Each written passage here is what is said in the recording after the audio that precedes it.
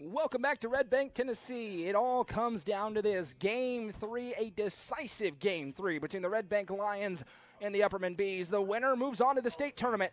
The loser's season comes to an end here tonight. I'm Noah McKay, back on the call in the Watson Chevy UCR Media Network. Joining the press box by my broadcast partner, Jacob Vinson. Jeff P.D. Goolsby, Young Holroyd on stats to our right. We welcome you in. Red Bank forced this Game 3 with a dramatic 6-5 victory earlier on over Upperman. The Bees, hoping their pitching depth brings them through today. The freshman Braden Stoltz on the mound.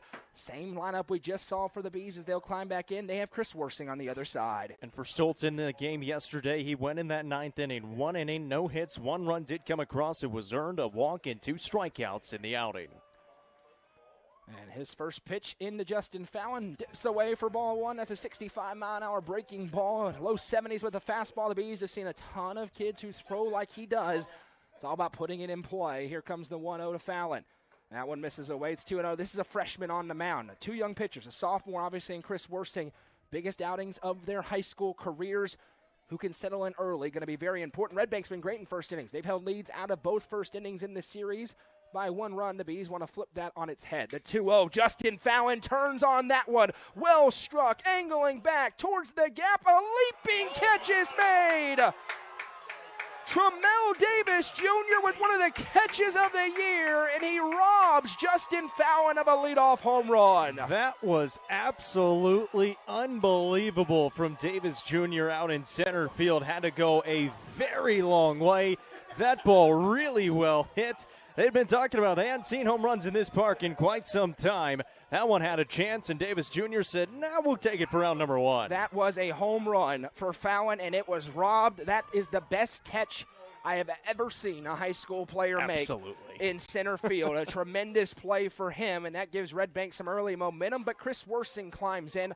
Upperman feels like they have an opportunity in this game to get back to what they do, and that's handle business. They've seen pitchers like this. They have Worsing on the other side. They are very confident, even after that loss, as we mingled with them downstairs. And Fallon absolutely touched that one. The 1-0. That's the hardest hit ball Justin Fallon's had since Smith County, and it leads to an out, 1-1. Really well struck. Obviously, power alley left side. He got every bit of it, and just an even better catch on the back end. You got to tip your cap to him, and this one set up in the air by Worsing in right field. It's hanging up there a long time. Barkaloo gives it a run, and he underhand catches it for out number 2. A great start for Red Bank, 2 up, 2 down. Well, and even looking down in the dugout, Fallon and Yano saying, you know what, that's just a heck of a catch. He knew he caught every bit of it. There's nothing else he could do with it. Yeah, that's one where you say, you tip your cap, literally, tip the cap. and just say, well done. Alec Wilson climbs in here, the first baseman. Bees have not had much success. They did score 1 run in the first inning earlier, but they gave up 2 on the other side. So they'll take 0-0, quite frankly, after 1. Just try to settle into a ball game. First pitch swinging for Wilson as he fouls it back 0-1. Now it is a change here, about 10 mile an hour slower than what they saw a few minutes ago from Aniar Alvarez. That one was about 79. So he got that one up there a little bit more. But it is slower significantly than Alvarez, who was firing it in. 0-1 slider. This one rolled over. Speaking of, Alvarez has it cleanly, loads up, throw to first in time. And a 1-2-3 inning for Red Bank gives them an early advantage. They'll see if they can get to Chris Worsing when we come back. It's win or go home tonight in the Chattanooga area. Coverage presented by Gentry's Power Equipment, your hometown steel and Exmark dealer on the Watson Chevy UCR Media Network. Gentry's Power Equipment is proud to be the presenting sponsor of Upperman Athletics on UCR. Located at 755 Buffalo Valley Road in Cookeville, Gentry's Power Equipment is your local steel dealer. With a huge selection of outdoor power equipment, including chainsaws, blowers, trimmers, mowers, pressure washers, and more. They are your local one-stop shop for high-quality equipment. Locally owned and operated, Gentry's Power Equipment is proud to support Upperman Athletics and UCR. Discover this stylish and modern 3-bedroom, 2-bathroom home with an open split bedroom floor plan designed for comfort and convenience. With 3,318 square feet under one roof, plus a bonus room over the garage and 1,400 square foot basement. Located in the Brookstone subdivision, this home is just minutes from Cookeville. The builder is also offering up to 3% in closing cost assistance. Call Sonia Brown with American Way Real Estate at 931-979-7145. The Bees nearly had a 1-0 lead. Justin Fallon tomahawked one to left center field, and Tremel Davis Jr. said no. Leapt up, robbed a home run, and it is a 1-2-3 inning for the Lions. And now the Bees give it to what we've called all season long. Their ace in the hole, their trump card, Chris Worsing. They need their best today out of the sophomore on the mound so far this season. A 2.05 ERA, 7-3. This is his 15th appearance, his 11th start. He has 4 complete games and a save in 54 2/3. It's 60 strikeouts to 20 walks, 16 earned runs allowed. Opponents hitting .244 against Chris Worsing. His last outing against Lawrence County in that winner-go-home game in the region tournament consolation game. He started it, got the win, 4 innings, 5 hits, 2 runs, 1 was earned, 1 walk. He did have 0 strikeouts in that game. Through 65 pitches, 44 of those were strikes. You want to be in the zone, and obviously it's winner go home. So you're using everybody available. That includes Chris Worsing, Justin Fallon, Braden Wolke, and we'll see after that if they need anybody else. Same lineup we just saw for Red Bank. Tremel Davis Jr. had a great game. Really, Red Bank did not hit the ball as hard as Upperman did, but it was bloopers all over the place in the that right dropped spots. into the right spots, and they were able to strike against the Bees. They'll take it wherever they can. The goal is to win this game. Doesn't matter by how many. First pitch from Worsing, and maybe a little early nerves as he spikes it into the ground, 1-0. And Chris Worsing, he's not the same style as Yano and Wilson, although the numbers are similar. He's more of a pitch to contact. He will get his strikeout streaks going, but it's that effectively wild stuff we talk about is the 1-0. That one misses inside. 2-0, he'll run it up into the mid and upper 80s, has touched 90 this year. And that crowd for Red Bank, a little bit subdued in the first game. They got going, and they're going here in the second It is a very ebb and flow crowd. When things are going well, as that one's across for a strike, they're chirping, they're loud, they're bouncing. As soon as Upperman makes a play, it's dead silent. And that's on the Bees to silence that crowd who's hungry for a trip to state.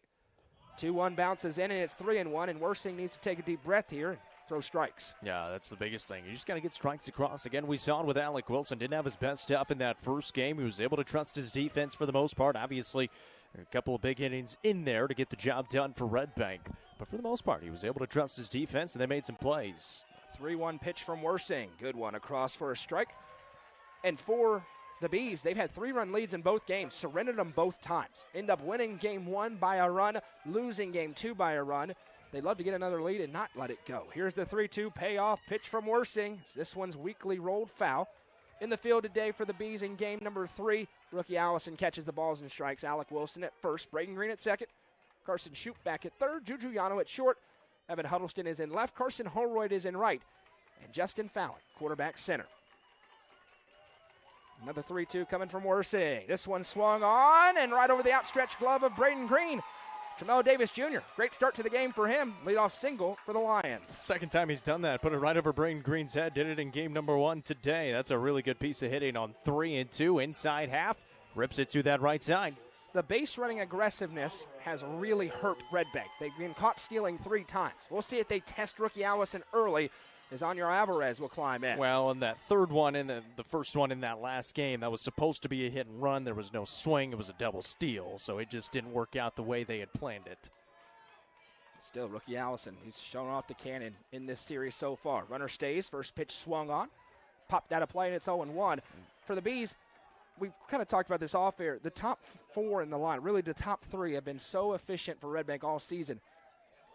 They're going to get on. You have to just survive it and get to the lower half of the order where they've had way more success. Worsing with the 0-1. And he pumps the fastball by 0-2. And they did a good job there. He kind of took a little bit more in between pitches. Of course, there's a big lead over there at first base as well. And so he's trying to throw off that timing as much as he can. Runner at first, 0-2 count to Alvarez. Worsing delivers, breaking, or that was the changeup rather, missed a little bit up. He has the fastball, slider, changeup. And it's 1-2 to Alvarez. Changeup's about 8 miles an hour slower than the fastball typically, mid-70s. 1-2, fastball, a little bit out, 2-2. Obviously, that zone is going to be very much paying attention to in this one after the last game. Different home plate umpire. He's in the field in this one. He was a joke. Alvarez standing on the line on the inside part of the zone. Here's the 2-2. Slider right there. Nasty. Called strike 3 at Thompson Machinery and Cat Rental Store strikeout. That was absolutely disgusting, and that is what we didn't see from Alec Wilson, just in terms of being able to get that breaking pitch working early on in the outing. Chris Worsing gets one there. Here's Jack Barkalow. We didn't announce it, he was the Nelson Trophy and screen printing player of the game in the last game. That plate was tremendous. Made a couple of nice catches in the field as well. Alvarez definitely had a say in that too. Yeah, that's a good point. That one a little bit low. 1-0 from Worsing here to Barkalow. The Bees did turn a double play back in the first inning of the last game. I'd love to do that again here. 1-0, that one misses away. 2-0. 82 on the gun.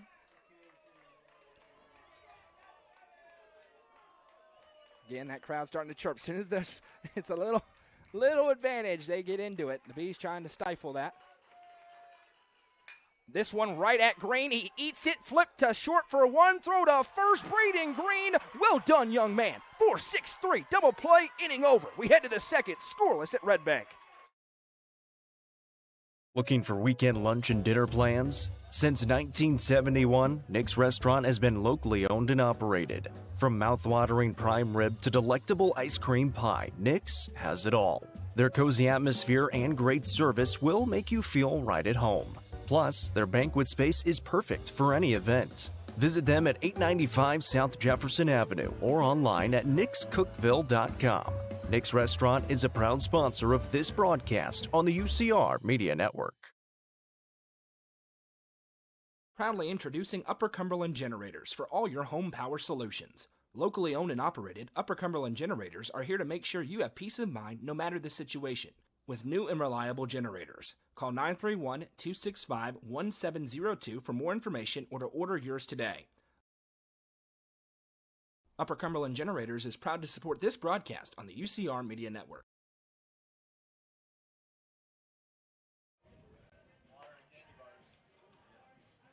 How about Braden Green? 4-6-3 double play. That one blasted up near the chest. He's able to possess. Nice flip.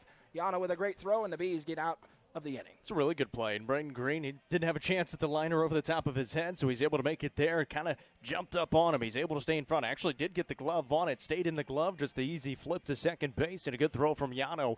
And you said it. They got the double play in the first inning in the first game. They got a big one right there. And for the first time in this series, 0-0 in the second. You would have loved for Justin Fallon's ball to go out, obviously, but with how first innings have gone for the Bees, you like being at 0-0 as we head to the second. 4-5-6 due up. Allison Schupignano trying to solve young Braden Stoltz on the mound for the Red Bank Lions. All the hitters in the first inning able to hit the baseball. One fly out to right, that ridiculous fly out for Fallon, and then a hard hit grounder for Alec Wilson. Yeah, and they're seeing it well. They're hitting it well, and we talked about it in the first game. They were hitting it hard. It was just right at them in the outfield, and the difference was Red Bank was just kind of flaring it in between infield and outfield. And even when they hit it really, really well to the fence, it's still being caught. Rookie Allison hit a double back in the seventh inning. It was the potential game-tying run. He should have stayed on to run. It was a mistake for the Bees. We'll see if they make another change here or not, if he's able to get on in this game. As Stoltz first pitch, breaking ball, and he just did avoid because that was going to hit him in the back. Almost got him in the bat, too. Unbelievably, we have a new edition of the press box, boys. The 0-1, that one's right there. Now it's 1-1. Mr. Bruni has slid in very nicely here. The folks at Red Bank have been great to work with, but now he's starting to chirp, too, so that means Young's wearing off on him. The slider swung on and missed, and it's 1-2. And we got the old Huntington North High School connection as well with Mr. Tillett, the principal here at Red Bank. That was a trippy conversation to hear. Here comes the 1-2. That one bounces in, 2-2. Jacob finding somebody that knows everything about all his Indiana connections was out-of-body experience same in some ways. Hometown and everything. I didn't think that place was real. I thought you just spawned in. Here comes the 2-2 to Allison from Stoltz. Fastball, this one flicked up. That could be trouble. Barkaloo has a great jump, long way to go, and it drops. Rookie Allison, now he thought about it, will retreat back to first. A little bit of Red Bank's own medicine back to him. Little blooper into right for a leadoff single. How about Rookie Allison? He's gotten 2 strikes on him these last 2 ABs. Going back to that last game, he doubles it last time. That time he's able to put it out into right field and the leadoff base runner aboard here in the second. Coach Painter back in the first base coaching box. Good to see. Got put in the penalty box in the first game. Those are his words. Here's Carson Shoup coming in. He was in the right, by the way. I will die on that hill. So now he's staying in to run. Rookie Allison, thank God. This one popped up into the infield in foul territory. Bonds is over, and he makes the catch. He's been the DH, but right now he's the first baseman with Stoltz on the mound, and that's a big first out for the Red Bank Lions. Obviously, that's an important one right there. They had one there that kind of changed the complexion of the ball game in game number 1 that they weren't able to secure. So they get that one there on the first out of the inning. Here's Juju Yano climbing in here. He grounded out to end that last game, looking to put something in play against Stoltz. Allison takes his lead, stays put. That one hit him on the arm, just barely, but it did clip Yano on the arm, and he will head down. Runners at first and second for Braden Otani. And Yano, that breaking ball just a little too far in. Just a piece of the elbow, not by much. It's a nickname, fellas. It's a fun, clever nickname. Here comes Braden Green. He's going to climb in the batter's box. Bees would love an early lead. They haven't had it in this series. They have not had a lead early in a ball game. Best of 3, this is the pivotal decider. Winner moves to state. Stoltz out of the stretch. That one misses a little bit up. He popped the glove on that one. 148 miles an hour on the radar gun. Maybe a little bit miscalibrated. It's 1-0. Stoltz, a glance back. 2, now the 1-0. That's a great pitch. Right down Main Street for strike 1. He's been solid. Been in the zone. Been able to make the batters work and put it in play and trust his defense. You get into game 3, getting into your bullpen, your third starters, you need strikes. Yep. That's everything else will happen, but you have to get strikes. Stoltz with a 1-1 to Green. That one bounces in. Allison takes off. Very aggressive throw down, and he's safe. It popped out of the mitt. He is safe. Both runners advance. Rookie Allison now leaning off the bag. He needs to get back there as they're arguing with the umpire. But the field umpire, who was the home plate umpire, says safe, and I think he's right as he slid around it as it came in. And I think the conversation there is Allison, he did hit the bag initially, but then that first hand came off the bag. And I think the conversation is when that first hand came off the bag, the tag may have been applied at the time. So that's very aggressive base running, and Rookie Allison proves us right. Stays in there, and now 2 in scoring position for Braden Green, and a 2-1 count to the 7-hole hitter. Stoltz, fastball. Green sends this one into center. Going to score 1 with ease. Yano churning. Davis pops out of the glove. It's a 2 RBI single for Braden Green, and it's the Upperman Bees with a 2-0 lead. Braden Otani living up to the nickname, driving in a couple of runs, and you said it, an early lead for the Bees, exactly what they're looking for in the winner go-home game. Said it in the last game. He's starting to feel at home in that 7th spot in the lineup. He does it there.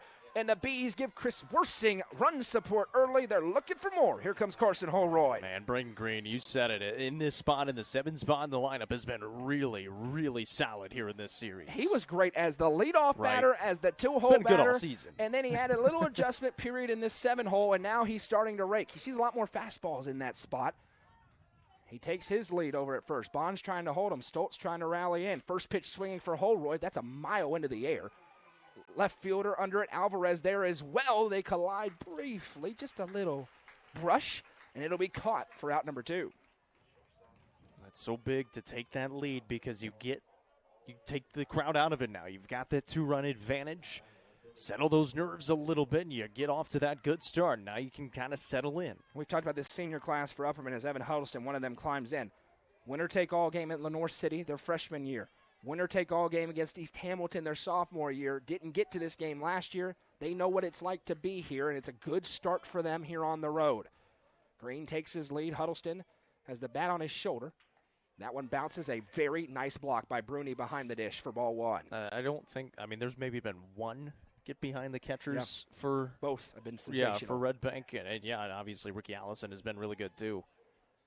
It's been a great series so far. We'll see how this game goes. It's been as fun of a baseball 3-game set as you're going to find in the high school level. The 1-0 Stoltz, that one. This is inside, and as we alluded to, silent from the crowd. I mean silent.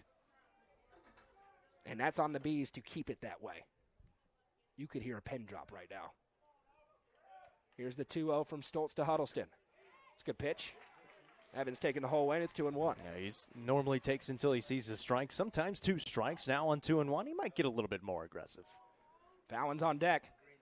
He had home run power his first appearance. He'd love to get another opportunity. Green with his lead at first. Here's the 2-1 to Huddleston. That one misses. Low and outside. 3-1. And by early on, no problem with the zone. Yeah. No, it's been consistent. And that's, again, all you're looking for. It's okay if there's called strikes outside the zone as long as it's consistent the whole time. The 3-1. That one misses inside ball 4. Nick's restaurant walk for Evan Huddleston. Secondary leadoff batter. Gets it done.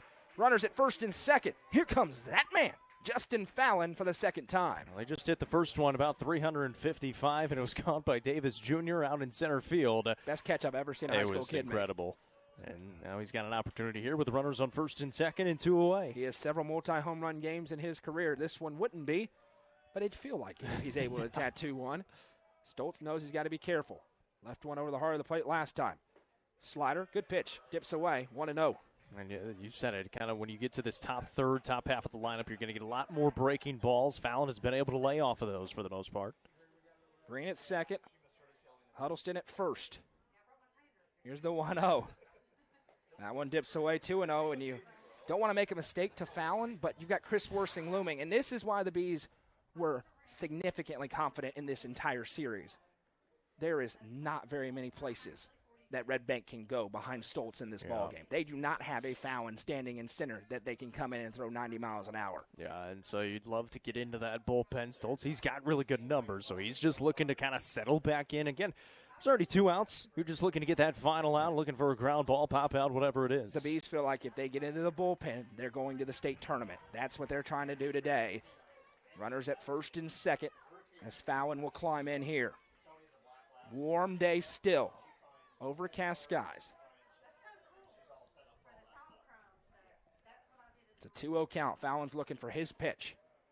Stoltz fires. Did not get it. Bounces in, and it's 3-0, and we'll see. He's a green light guy at 3-0. If you put one over the heart of the plate, he may take a hack. It's in one spot. Yep.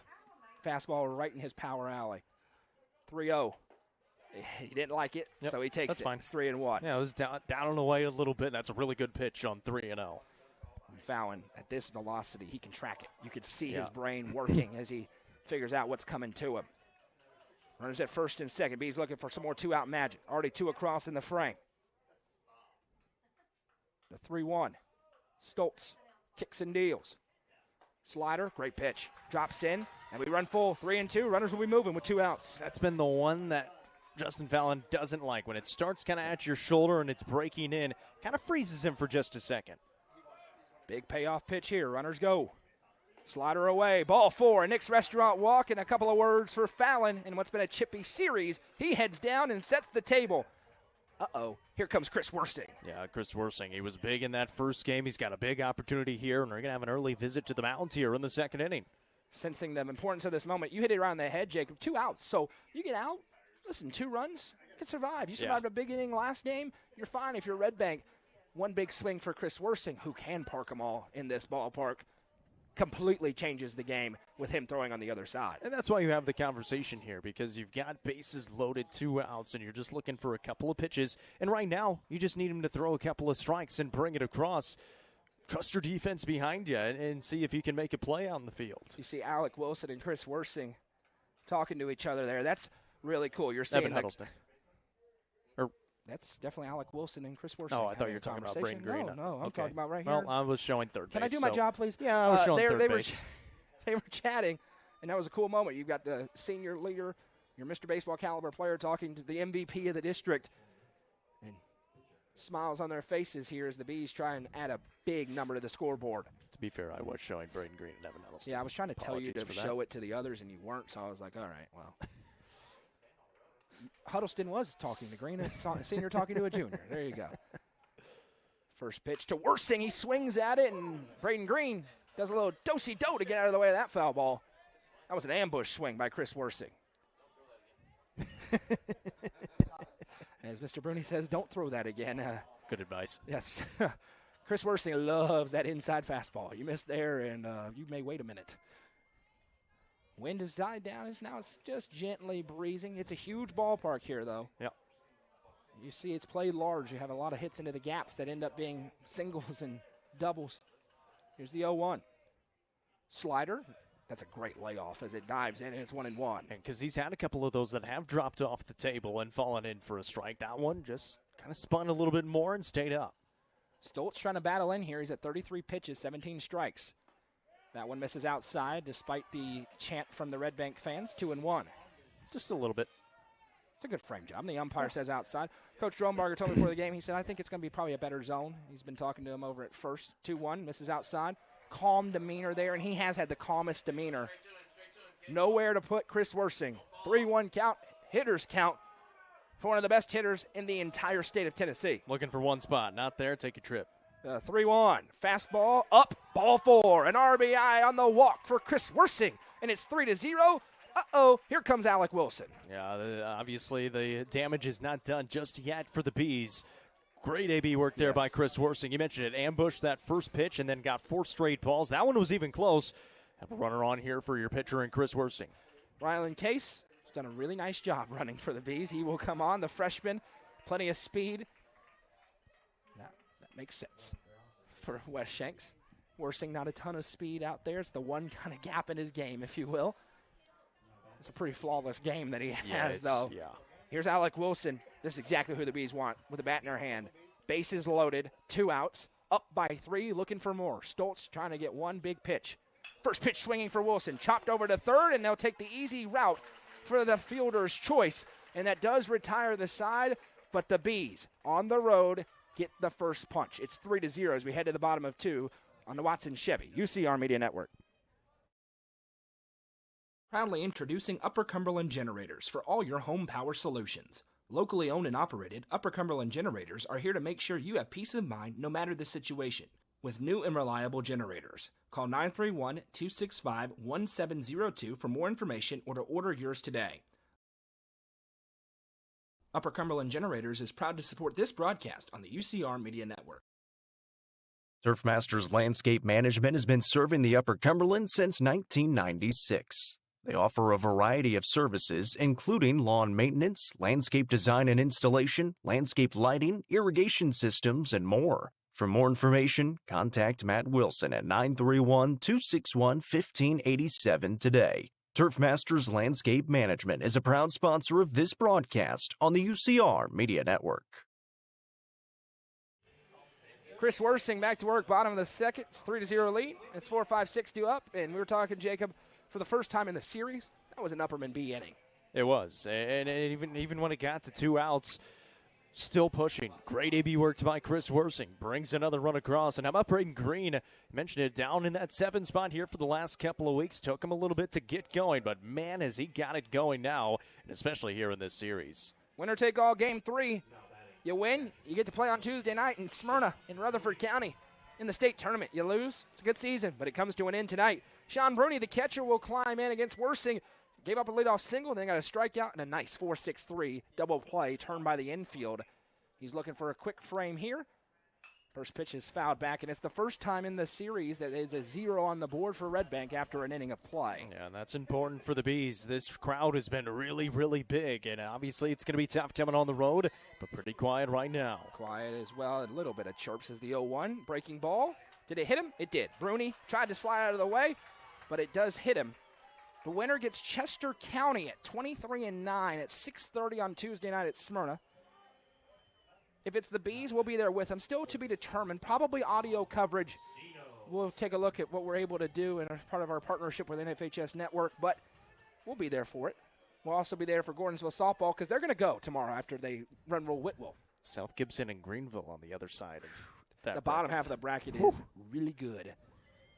So Bruni hit by pitch. We saw this last time Upperman got a 3-0 lead in game 2 today, where it was a big next half inning. First pitch waved at and missed for Worsing. Great bounce back pitch for strike 1. And Red Bank has been able to answer. After a few runs have been put on the board, they've gotten answers almost every single time. See if they're able to do it again here in the second. The 0-1 from Worsing. A little bit outside. Not bad. 1-1. And Upperman fans look at that bracket and go, oh, Greenville again, and then Tullahoma on the other side. Even South Gibson as well had to play them their freshman season. South Gibson does not want to see Upperman in any sport. They just smash them in everything. Here's the 1-1. That was the 44-14 game for the Lady Bees. The most dominant defensive performance I've ever seen in the semifinals of the state tournament last year. That was crazy. Had a couple of those in the postseason the Bees last year. baseball team has owned South Gibson. Yeah. Here's the 1-2 for Worsing. This one's set up into the air. Carson Holroyd has a beat on it in right, and he will make the catch for out number 1. And Red Bank, we're not discrediting you at all. I'm just saying that bracket is very familiar for Upperman if they end up making it there. Familiar opponents, obviously. Greenville in the state championship a couple of years ago. South Gibson 3 years ago in that first round. Upperman, Tullahoma, and Greenville have been the standard bearers for 3A baseball the last 4 seasons. All 3 trying to make the state tournament. Greenville and Tullahoma are there. Upperman trying to join them as this one's fouled back by Braden Stoltz. The last 3 champions, Upperman the only one to make 2 championship games in that time period.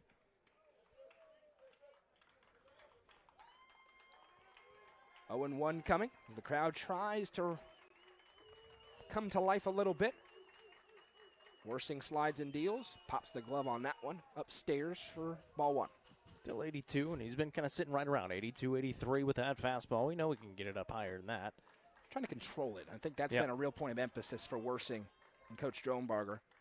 1-1, this one rolled over, long way, and shoot, can't get it on the dive.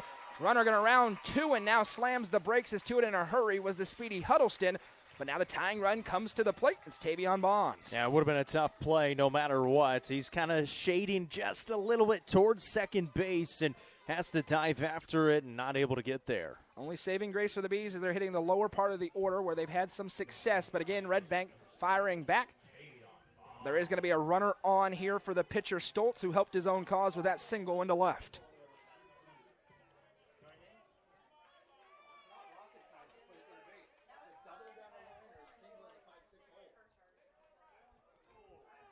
Runners at first and second. Bonds, as he's done this entire series, his knee is literally over the plate.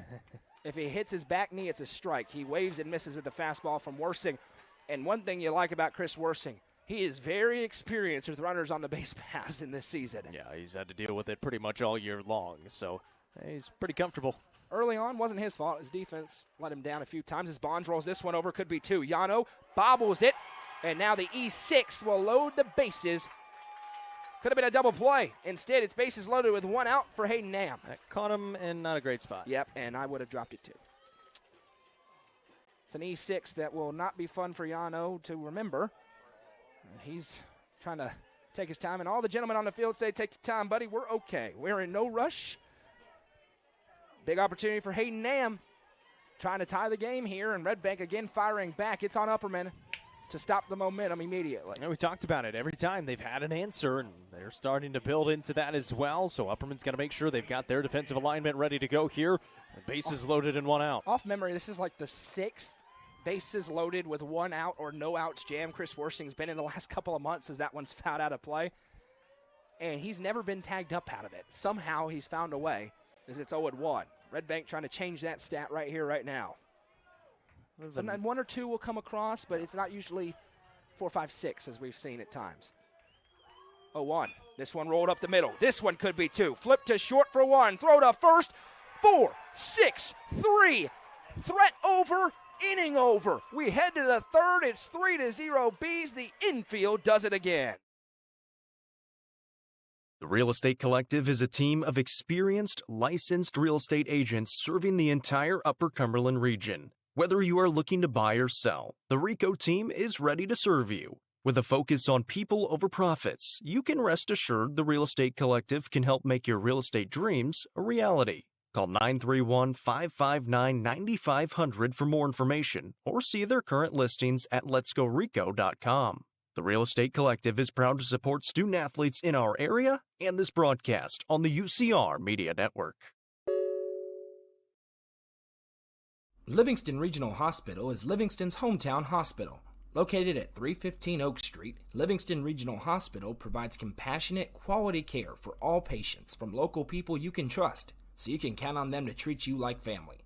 Their excellent staff offers years of experience and training to meet the needs of all patients. They understand the importance of providing care in a professional and comforting manner. They're proud to partner with Livingston Academy Athletics through the LRH Sports Medicine Team. Livingston Regional Hospital is a proud sponsor of this broadcast on the UCR Media Network.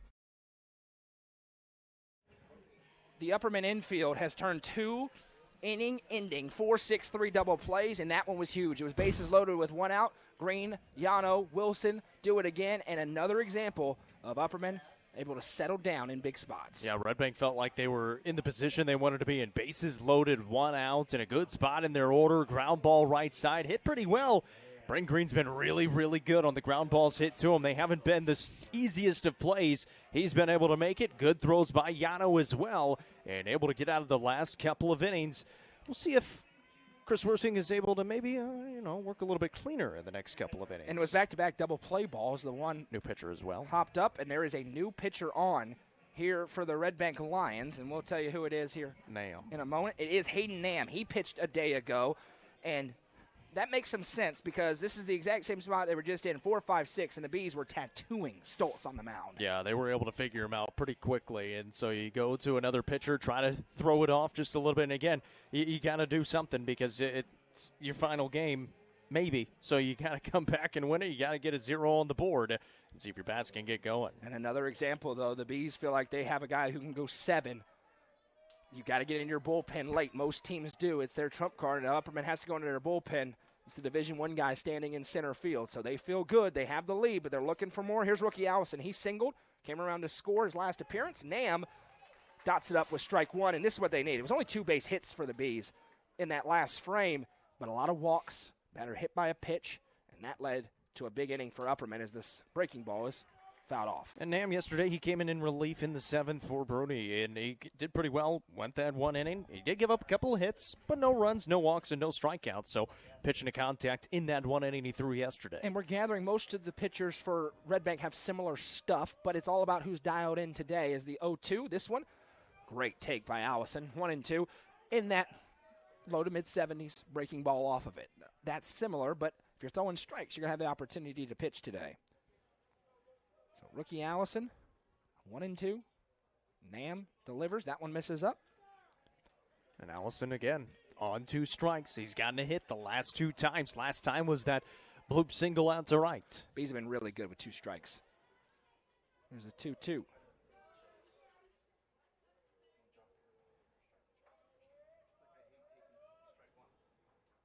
Nam kicks and deals. Breaking ball. Allison sends this one hard hit into left. Still going back, and it'll drop into the glove of Bonds, who's back into left. Rookie Allison got a lot of that baseball, but it drops for out number 1. Second time he's done that. Obviously, the first time was they came in really hard when it was hit out there, and he got it out to the wall. But that time, read well, and out number 1. Here comes Carson Shoup. He popped out in foul territory, one of the lone blips back in the 2nd inning. Upperman trying to stack big innings together. Obviously, you feel great with a 3-0 lead. But that's not safe. Yeah, I mean, this Red Bank team, they obviously can come back in quick fashion. That'll help Nam settle in out there. First pitch, breaking ball. That drops in for strike 1. Really nice pitch. And Carson Shoup really about the only batter in the lineup that hadn't been able to get it going here in this 3-game series so far. Yeah, out of the 5 hole, he's trying to find one big swing, put it in place somewhere. Here's the 0-1 fastball, and this one fouled off of his foot, and it's quickly 0-2. And the umpire, a little gamesmanship, he's going to wipe off the plate and give Shoup some time. Hey, and I already, 2 innings in, absolutely love the demeanor of the home plate umpire. Yeah. Last game, it was just way too big. Field umpire felt way too big. He's been very calm. No problem with the zone. Several pitches thrown. That's what you want to see in a game like this. Yeah, been consistent. No question about it. Here's the 0-2. Breaking ball. That one a little bit in. Good pitch. 1 and 2. Red Bank wants it, but it's inside. And this is where that demeanor, you could tell an umpire when he's got control. He's not trying to assert. He's in control behind the plate. And if we're going to hammer them, when they're doing a good job, we're going to spotlight that as well. Here's the 1-2 to Shoup with 1 out. Nam kicks and deals. Breaking ball and close enough for him to take the pitch and wedge out. We'll do it again. Yeah, and he just got one right there and said, you know what, that was probably a little too close. Decides to swing at it that time, able to foul it off. Let us know in the comments who you are, where you're watching from, who you're cheering for. Live on Facebook, YouTube, NFHS Network, the Hub Plus Roku app. our friends at Cookeville Communications, our radio partners. We appreciate them as well. Spectrum, Twin Lakes. Literally everywhere. Yeah. This will be the most watched high school baseball game in the country tonight. Settle in. Here's the 1-2. That's called strike 3. Can't watch that one. Right on the outside corner, and Nam with a great start here in relief. That's a tremendous spot. Outside corner goes with the fastball and went back-to-back breaking balls a couple pitches before.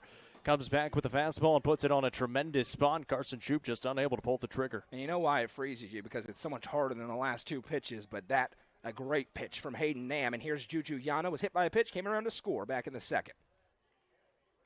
Young is watching from 4 seats away. And you already knew that because you can hear him from time to time. No, I need a headset. You do not need a headset. We had the one headset game. We had the one Press Box Boys game with Matt and Jimmy. It was entertaining. They did a great job, and we appreciate it. But then Jacob and I took the headsets back into the next game. The game itself was not also. No, the game stunk. Yeah, is that the one? game itself. That was not in the very dark good. ages, as we've mentioned. A run rule lost, then the Bees avenged that later on in the season. 1-0 from Nam, and he's doing a much better job of being around the zone here early on in relief. Yeah, he's getting that call in the inside corner, but he's been able to work off of it anyways. 1-0, that one a little bit low, 2-0, and the Bees not quite as crowding on the plate as Red Bank is, so Red Bank very much there. Anything that's close to, could look like it's going to hit him, can still be a strike. Upperman, they've got about from that back foot, about 6 inches from the line for Yano. Front foot's closer. 0-2, low, and it's, or 2-0, I should say. Now it's 3-0.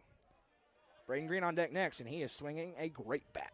Yeah, 7, 8, 9 in this series has been a huge part to their success. This entire season. And that's the part of the lineup that changed when basketball season ended. They were able to get good bats down there in that part of the order, and they capitalized. They want a chance here. 3-0. Yano probably taking here. As Nam fires in. That one's right there for strike 1. It's going to be a battle. Going to have to earn it. Trying to go to the spring fling. The 3-1 pitch coming home. That one misses. Ball 4. Nick's Restaurant walk, and the first base runner against Hayden Nam. Here comes Braden Green. Hit a 2 RBI single his last time up. Well, and this is where the Bees have been able to do some of their damage. They get to 2 outs. They've been able to make some plays. You said it. Braden Green has seen the ball really, really well. Doesn't matter who is on the mound. He's been able to put it into the outfield. This also means no matter what happens with Green, Fallon gets a bat in the next inning. You always want to be closer to a Justin Fallon AB if you're the Bees. Yano, he stole a bag in the last game. Takes his lead over at first, leaning while he slides that oven mid on. And Nam recognizing that. Throw over. He's back in time. Join us tomorrow night as the Tigerettes go back to the state tournament, trying to make it a 3-peat. They take on Whitwell in the Class 1A softball sectional.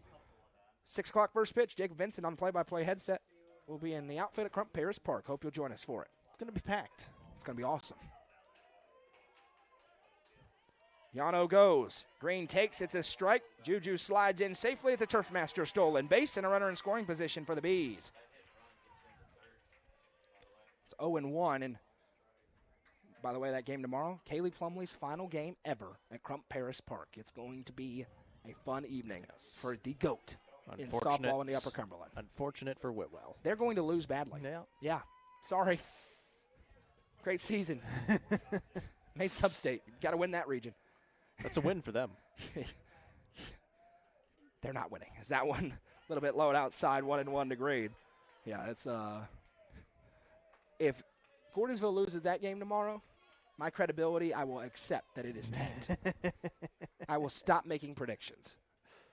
And some people say, please make that happen. Here's the 1-1. That one misses up, 2-1. Young is the only Upperman fan that wants me to stop making predictions. Visit here as the command has gone by the wayside just a little bit. And listen, it's a warm day. These guys just warm. went to war for that last game. It is extremely muggy. We have done absolutely no physical activity, and I'm sweating. Yes. So, it is muggy, warm, and you've been out there a long time. It can get taxing in a hurry.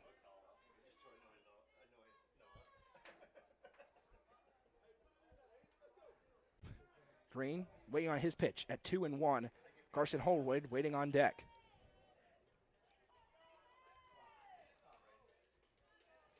Nam fires. That one misses inside, and it's 3-1. And you're right, that command that was really good early. Got the strikeout looking, mixing it up to Shoop. Well, for Brent Green right now, he probably doesn't want to take a walk the way he's swinging. That's a great point. He wants to send it in over the right field fence.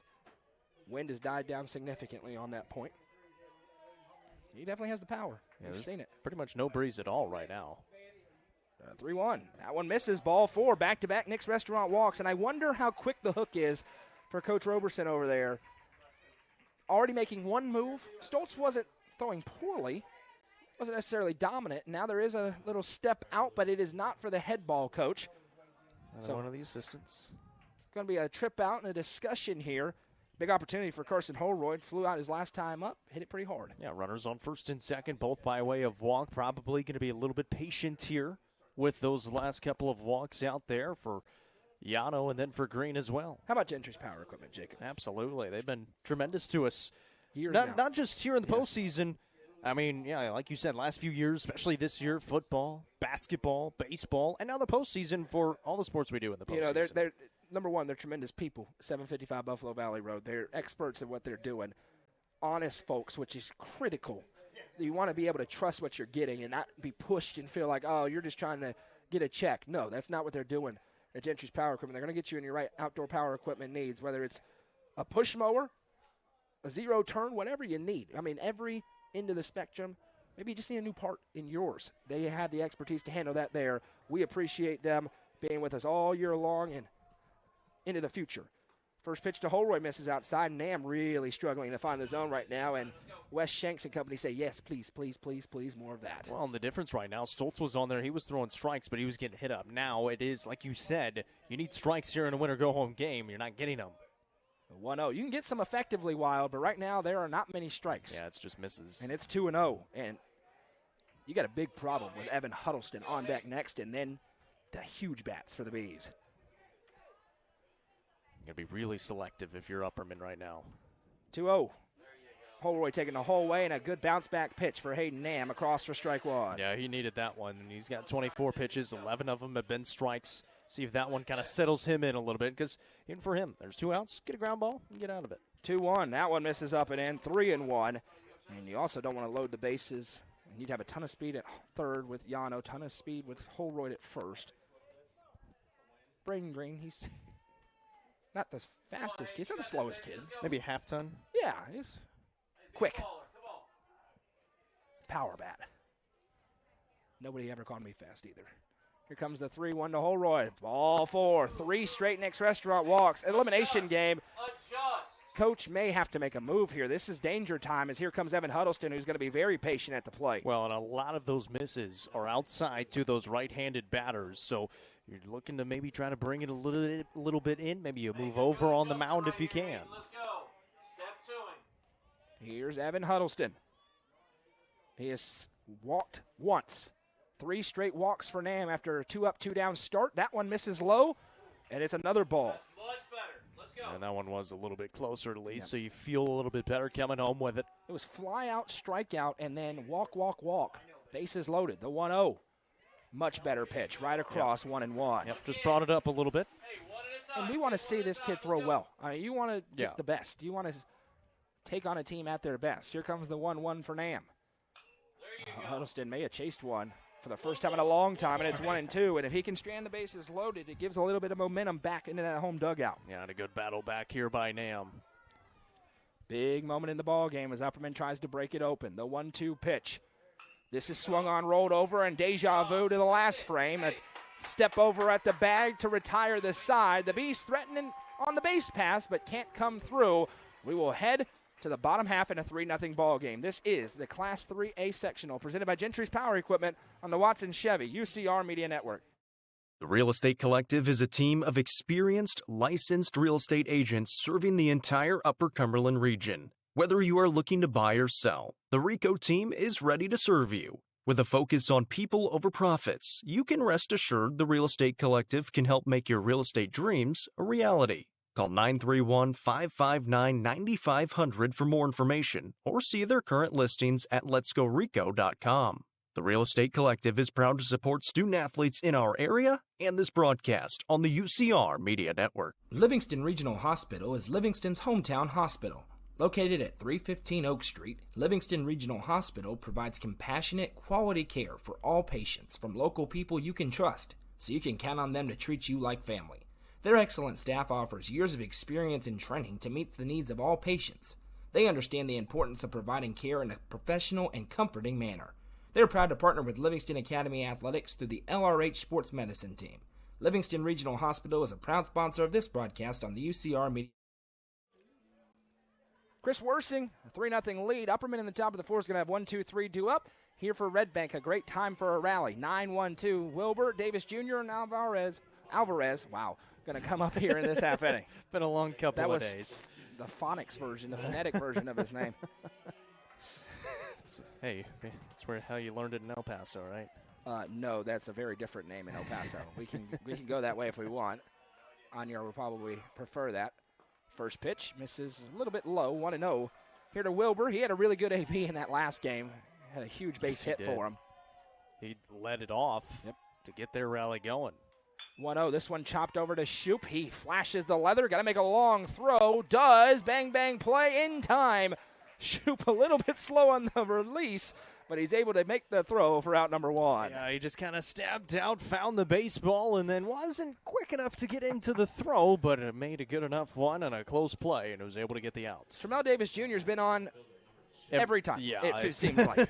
He hit a single back in his first appearance. He climbs back in here, trying to jumpstart something. And the top of the order has been great for Red Bank. All season long, they've lived up to it here tonight and in this series. First pitch for Worsing, right down the middle at 83 for strike one.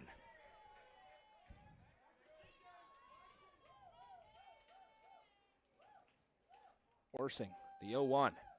This one fouled back, and he's 0-2, and this is where he's at his best. Got to get ahead of hitters. And he's trying to settle in and really start to throw. We'll check his pitch count in a moment. No rush. We're good. 0-2. Just 32 through 2 1/3, so no problem there. That slider starts outside, 1-2. And for Worsing, he did throw yesterday 2 pitches. Yep. A ground out into the game. He was able to get out of it. He got a save a day ago for the Bees. Here's the 1-2. This one swung on, flared out, and it's going into foul territory finally for the Bees. One of those flares does not drop into the outfield, and we'll do it again. Yeah, that's one of the first ones that's gone foul that direction for Red Bank instead of being a fair ball, like you said. How many bloopers does this team have? Yeah. Just flicking out here, flicking out there, flicking out everywhere. Like that nursery rhyme I just came up with. The 1-2 coming home to Davis Jr. Swung on, slap foul. We'll do it again. And really a hallmark for Davis, Alvarez, Barkaloo. They all have not gone quietly. Yeah, the few times they've been out, they're battling. That's the biggest thing is it's so hard to get them out. I mean, they make you work. And obviously, Worsing, it was ahead 0-2. Still ahead 1-2. The 1-2. This one swung on over. Yano lays out. And guess what? Tremel Davis Jr. has another base hit. He pulls in with a single and sets the table for Alvarez. And I think that's the big thing for Davis Jr. is it's not just one part of the field. He goes everywhere with it, left field, center, and right.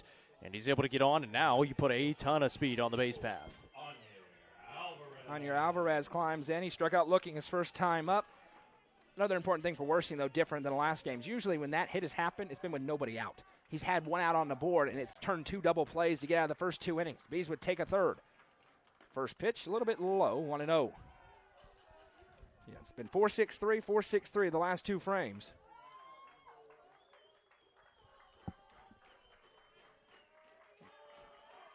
This one ripped over. It could be another. Yano from his knees to Green for 1. Throw to first. Picked out, not in time. They say it was off the bag. Wilson says no. I thought it was just late. Either way, it's going to roll down as a fielder's choice, but it is the second out as they get the lead runner. And Wes Shanks comes out and wants a word, and it's our old friend over there at first. He wants to make sure because he said, like, he was off the bag when you said, and it looks like the throw asking, may have been just a little bit late.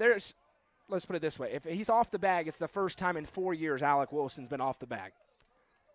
That is as good of a first baseman as you're going to find in the class. I didn't think he was off the bag, but I don't have as good of a view on it, to be fair. I thought he just beat it.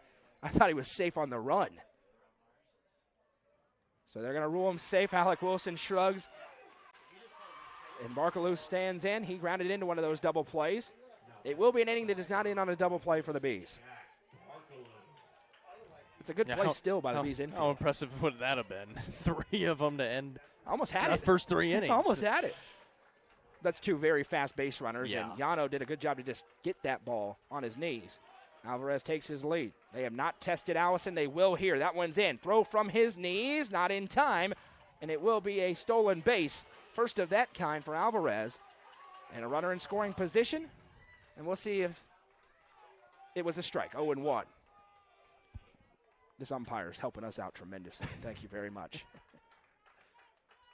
That time, rookie couldn't get into his pop to throw down. 0-1, a little bit out. 1-1. Alvarez at second. 2 outs. Worsing dealing with traffic for the 3rd consecutive inning. Let's put a goose egg up so far. 1-1. Wow. Goodness gracious. Drops in, and it's 1-2. It looked like a yo-yo. He calls it a slider, so we call it a slider. That one had some more curve action on it. Chris Worsing called it a slider, so I'm going with slider. Here's the 1-2. As he kicks and deals. Got him. Chris Worsing, the California kid. 85-mile-an-hour fastball. Another goose egg on the board. Top half of the order due up for the Bees when we come back. Coverage presented by Gentry's Power Equipment on the Watson Chevy UCR Media Network. Tee Up is the Upper Cumberland's brand new indoor golfing experience. With 3 state-of-the-art simulators, you can work on some of the world's best courses, all in the comfort of their climate-controlled facility. You want to know how you can improve? See everything from club speed to spin rate in seconds. Conveniently located at 141 4th Street in Baxter. Stop in. Visit them online at teeupgolfclub.com or call them at 931-559-GOLF to reserve your simulator today.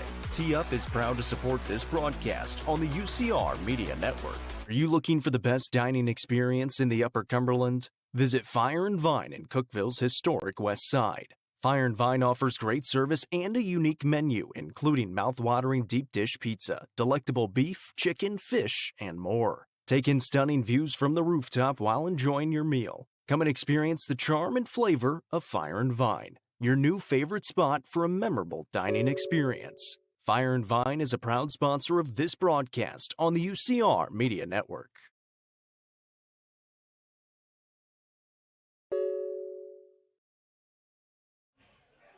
Chris Worsing doing exactly what the Bees need him to do as we head to the top of the 4th. 1-2-3 due up. Hayden Nam got 2 quick outs, then 3 straight walks, then got another out to put another 0 on the board for Red Bank, but Upperman's 3-0 lead remains intact, and they are looking for more. And we'll see if Nam is able to settle in a little bit here. He struggled in that last inning. 3 straight walks, run came across, then was able to get out of it. And he hadn't been missing by a lot, but the miss has been out. He got a little bit erratic, and we'll see what he can do here with the top of the lineup coming up for the Bees. 1-2-3 due up. Justin Fallon ripped a deep one. It was robbed of a home run on a great catch in center field by Tremel Davis Jr. And then he walked his last time up, climbs in here for at-bat number 3 to lead off the 4th. Say no, it's been a pretty good day at the plate for the Bees so far. First pitch swinging, he tried. Sends it way up into the air and hit. Nobody knew where it was. The Alvarez and the third baseman both ducked for cover. Now it's baseball under the lights as well, so on that one, it gets above the lights. Yep. And you got to find it again. There's a little sunlight left, but it's disappearing, as you can see, up on the horizon. Nam with the 0-1 to Fallon. That one dips away, 1-1. The Red Bank fans have got to learn which ones to argue. That is not a strike. It's 1-1. Yeah, it may have been last game. That's a fair point. 1-1. Fallon rolls this one over to Alvarez. He fields cleanly, and as you would expect, his throw is there for out number 1.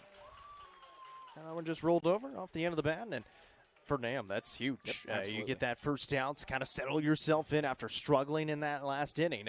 And even then, he got the first couple of outs in the inning, and then the walks started to come on. He got the first 2 in the last inning, as you said, but RBI on a walk for Worsing his last time up. He flew out to right in his first appearance. First against Nam here, who's come on in relief for Stoltz. That pitch misses inside, ball 1. Wherever you're watching, we welcome you in. This 3-game series has been as good as you could have hoped for. Upperman now with a 3-0 lead. 1-0, that one misses away. 2-0. Step Tony, let's go, baby. And if you're with your Bees right now, I think you want to maybe even get to a 2-strike count. Force him to put it over the plate. It's been a struggle so far. You get the aggressiveness, especially out of these bats, but walking is very good. Here comes the 2-0.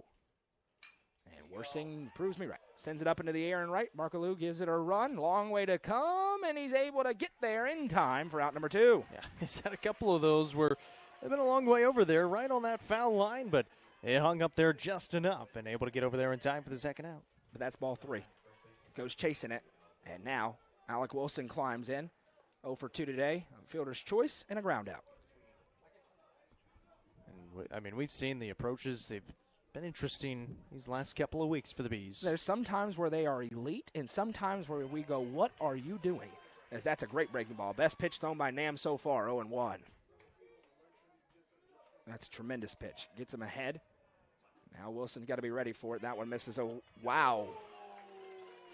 Called strike 2. That is the first real bad miss behind the plate today, and that was a bad one. Had to stretch out to the other batter's box to get the call. Yeah, that's a... See, the chirping's working. Yeah, that's a bad one. Here's the 0-2.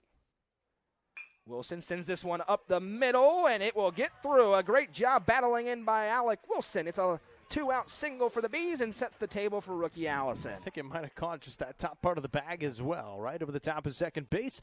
We'll see if rookie Allison, who's had some really good ABs, is able to do something with it here. Rookie Allison, 1 for 2 with a single and a run scored. He's also flown out. He hit it hard to left.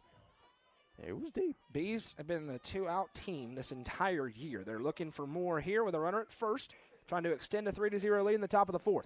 Red Bank will get the last ABs as the home team. First pitch, that one's right there for strike 1.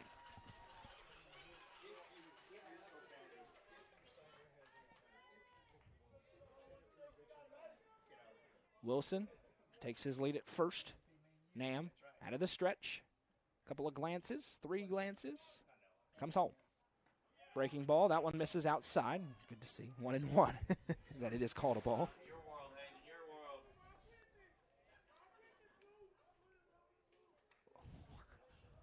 What is that is a crazy chirp. Here's the 1-1 from the fans as Allison sends this one a mile up into the air out of play. 1-2. Shouldn't even say fans, just say from the grandstands. It's the things you hear sometimes. What are you talking about?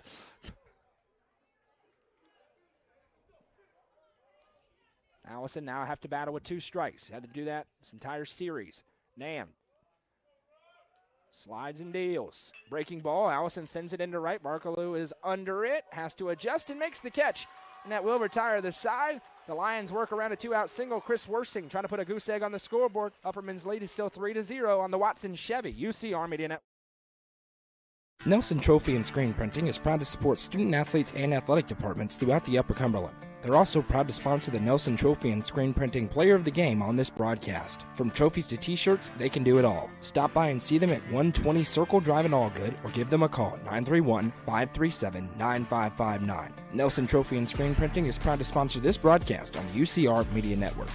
Eminette's Eagle Auction Realty is proud to present an online-only auction featuring 2 homes on an acre of land in the heart of Cookeville. This piece of land is a perfect investment opportunity for developers.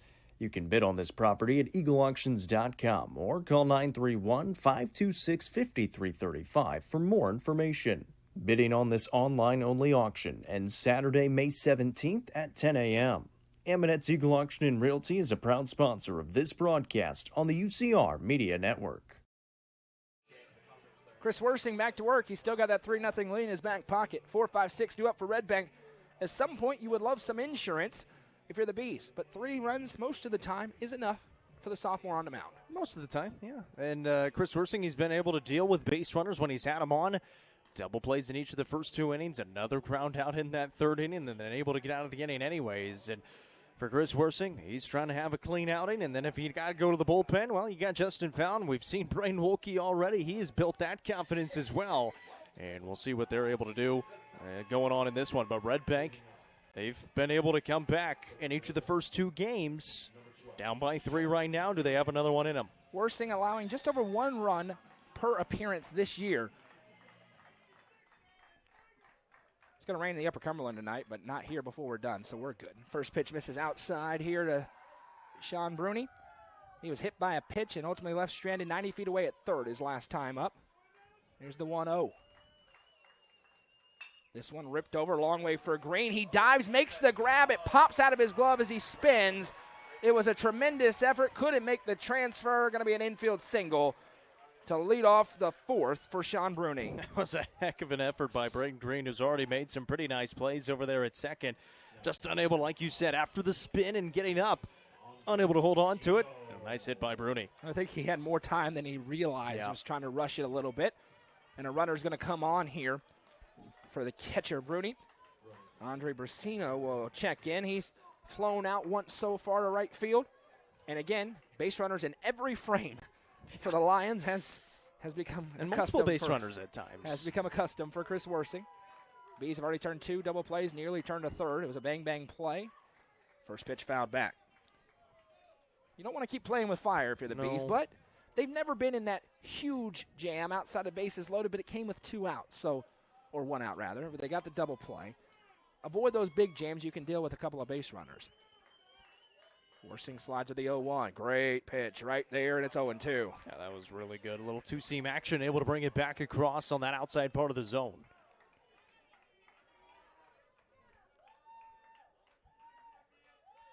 Runner takes his lead over at first. Not gigantic. Worsing really focused on the batter at home. That fastball a little bit out. Good spot to go at 0-2. Yeah, pretty good frame by Ricky Allison, but he knew it was just out, so just that quick throwback.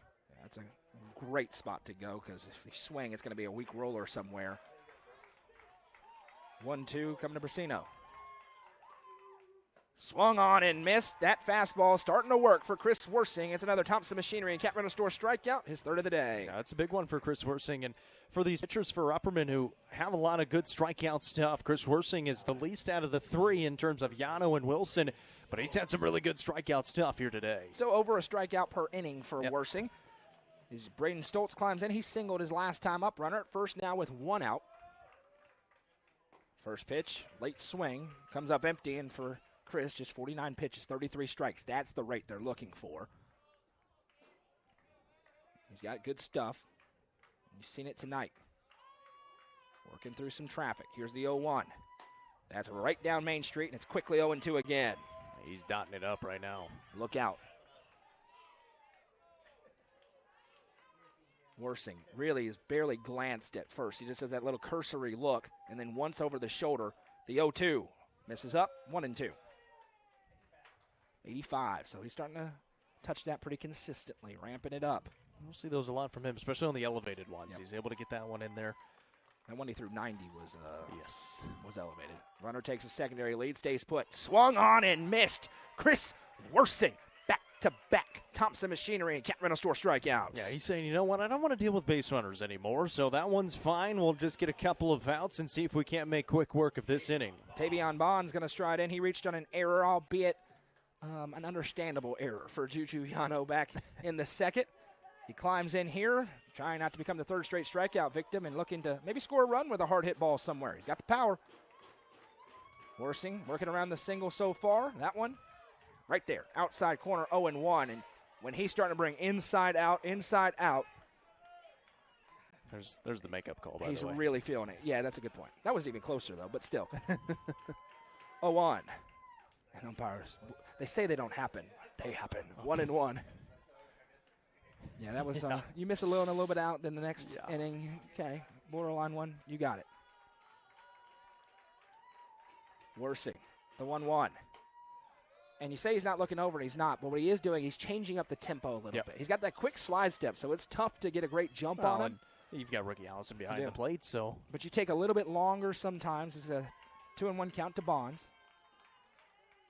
That one misses in, and again, Bonds is as close to being on the plate as he possibly can. So some of those where he leans out of the way are his own doing. A lot of these batters are that way, though. Yeah. It's a good idea if you have the guts to stay in there. The 3-1 pitch, that one bounces in, and now the tying run comes to the plate for Red Bank in the fourth. It's the 8-hole hitter, Hayden Nam, who's trying to help his own cause, he grounded into an inning double play back in the second. Yeah, that's a really good AB work there by Bonds. And we'll see now, first and second yet again for Chris Worsing. Have a little conversation on the mound with the rest of his infield as well. And Nam is going to try to help himself out here. Something to the outfield, maybe get a run across and get that momentum going a little bit. That's a Red Bank team that when they've had the momentum, they've been really, really good. They're looking for it again with one nice swing by Hayden Nam, the 8-hole hitter. Runners at first and second, 2 outs. Chris Worsing trying to get one more out and head back into the dugout and put them down to their final 3 innings. That pitch is roped into left, and it is a fair ball. Going to score at least one. Bonds churning. The go signs on. Huddleston just now to it. Here comes the throw. Cut off. Throw home. Tag no. It's an RBI double, a 2 RBI double for Hayden Nam, and there is the momentum for Red Bank as they cut it to 3-2. Yeah, that is a great piece of hitting right down the line. Get a couple of runs across, and you are right back into the ball game. Help yourself out on the mound as well. Heck of a job with 2 outs in the inning. If you thought Red Bank was going to go quietly, you haven't been paying attention this series, and all of a sudden the crowd that was silent is rocking. Looking for more. Here's DJ Wilbur. He could tie the game with one swing of the bat. Yeah, out of the 8 spot as well. Played a couple of runs. And how about the job by Bonds as well from first base. Able to come home and score. The Bees were shading a little bit too far right that time. And they got punished for it. Probably should have been 1 run across. Instead it was 2 because of the alignment. And now the 9-hole hitter trying to flip it over to the big bats. And this is a Red Bank team. They've had a couple of big major innings in this series. If the Bees can get out of here with the lead intact, they'll feel okay. That is very much up in the air right now. First pitch slider, that had a ton of movement on it. Misses for ball 1. It's going to be 5, 6, 7 due up for the Bees in the top of the 5th. They want it to be at 3-2. Again, the crowd making all sorts of noise again. It's the ebb and flow. Worsing says shh as he pumps that one across at 1-1. Now 60 pitches, right at the halfway point. At the halfway point of the game. That could get interesting later. The 1-1. Pretty good pitch. A little bit up and in. 2-1. Wilbur grounded out to third his last time up. It's back to lead off the third. 2-1. Fastball fouled back, and it's 2-2. Good pitch by Chris Worsing. Yeah, you needed that one. Get yourself even. Now you got a chance to get out of the inning. You really don't want to send it back to the top of the lineup in this inning. It's going to be a Division I college baseball player, Chris Worsing, on the mound. He's building some significant experience right now in this moment at 2-2. Kicks and deals, slider a little bit up, and we run full. 3-2, base empty, but Tremont Davis Jr. is on deck, and he hits everything. You need this one if you're Worsing. Got to get that fastball across. Payoff pitch. Missed. Ball 4, back pick, runner just in time. And here comes the hottest bat, and he's already nodding his head yes as he steps in to the batter's box here. Oh, he should be. Yeah. He's been on base almost every single time he's come to the plate in this series and made too many outs. And he's trying to make eye contact with Chris Worsing as he's staring at him. Knowing Chris Worsing, he literally could not care less. He's out of the stretch. Big moment here in this ball game. Comes home, fastball, chop foul. 0-1. Goose got to watch out over there. Opportunity for a huge inning. 2 already across on the double for Hayden Nam. Then the walk for Wilbur. And now Davis Jr., leadoff hitter in the order, in a huge spot, trying to give Red Bank the lead with something into a gap. 0-1. Half check, didn't offer at it, 1-1. Just a little bit up. Likes that inside spot. Well, all these batters are up on the plate, so if you can come inside on them, that makes it a little bit better. The 1-1. This one roped over. Huddleston's to it in a hurry, and now the stop sign's on, and that's smart because it was right at Huddleston. Another single, third of the day for Tremont Davis Jr., and here comes the MVP for the team. Anyar Alvarez, bases loaded, 2 outs. Probably Dalton Drombarger, I would imagine, to have a word, as the last 3 batters have reached on a double, a walk, and a single. He is making his way out there. There will be a conversation on the mound. The pitching coach Dalton Drumbarger comes on. I mean, this is the biggest at-bat of the season both ways. It's the best hitter in the order with Alvarez. So far today, he's grounded into a fielder's choice and struck out looking. For Worsing, if you get this out, you get the momentum back despite the two coming across, but Alvarez can easily give his team the lead. Yeah, and probably one of the final couple of chances that the top of the lineup is going to come to the plate, depending on how you're able to work through the rest of it. So you really got to try and get this out, and then you're looking for runs on the other side, especially now just the one-run lead. Lions done a really good job about not trying to do too much. That time Davis Jr. just flicks the bat at it again, puts it down. It's not anything too hard hit. There have been a couple of those, but for the most part, just hitting it where they're not. It's a smart approach. And now Alvarez, who has been at the center of everything in this series, climbs back in against Chris Worsing, looking for a huge punch-out to stride back into the dugout and send us into the fifth. I say punch-out. You take a ground out, a pop-out, a fly-out. Any way you can get it. Caught stealing, whatever you want. First pitch. Wow. He was trying to hit a grand slam. Wow. 0-1. That was a massive swing. That's a challenge fastball against a challenge swing, and Worsing got the miss. That was a gigantic cut. Worsing, the 0-1. A little bit up. 1-1. Can't lose him. Don't want to get behind to this hitter where he knows you have to put it across the heart of the plate. Out of the full windup with the bases loaded, the 1-1. This one is popped way up into the air, in the infield. Alec Wilson trying to find it. He does, and he makes the catch to retire the side. Worsing hunkers down and keeps the lead intact. We head to the fifth. It's 3-2 Upperman. Coverage presented by Gentry's Power Equipment on the Watson Chevy UCR Media Network. Watson Chevrolet is proud to present the area's best selection of new and pre-owned cars, trucks, and SUVs. Watson Chevy's staff of experts are ready to get you into your next vehicle with unmatched service and knowledge. Stop in at 2350 Cookeville Highway and test drive the all-new Chevy Trax or Silverado today. And remember, don't buy till you see Jason Fye. Watson Chevy is proud to be the presenting sponsor of the UCR Media Network. The Quality Family, a local company supporting and caring for our local communities. The Quality Family offers services to get you back to the game. From bracing to oxygen and everything in between, we can meet your medical equipment needs with Buckeye Home Medical Equipment. If you have an in-home need for strength and conditioning, for example after a surgery or injury, Quality Home Health is available to provide individualized care while you are on the mend. For those with end-of-life diseases, Quality Hospice is available to provide nurturing care during those difficult times. Choose the Quality family of services for care within your community. Visit thequalityfamily.com to navigate all we have to offer you. It's been a great series in Game 3.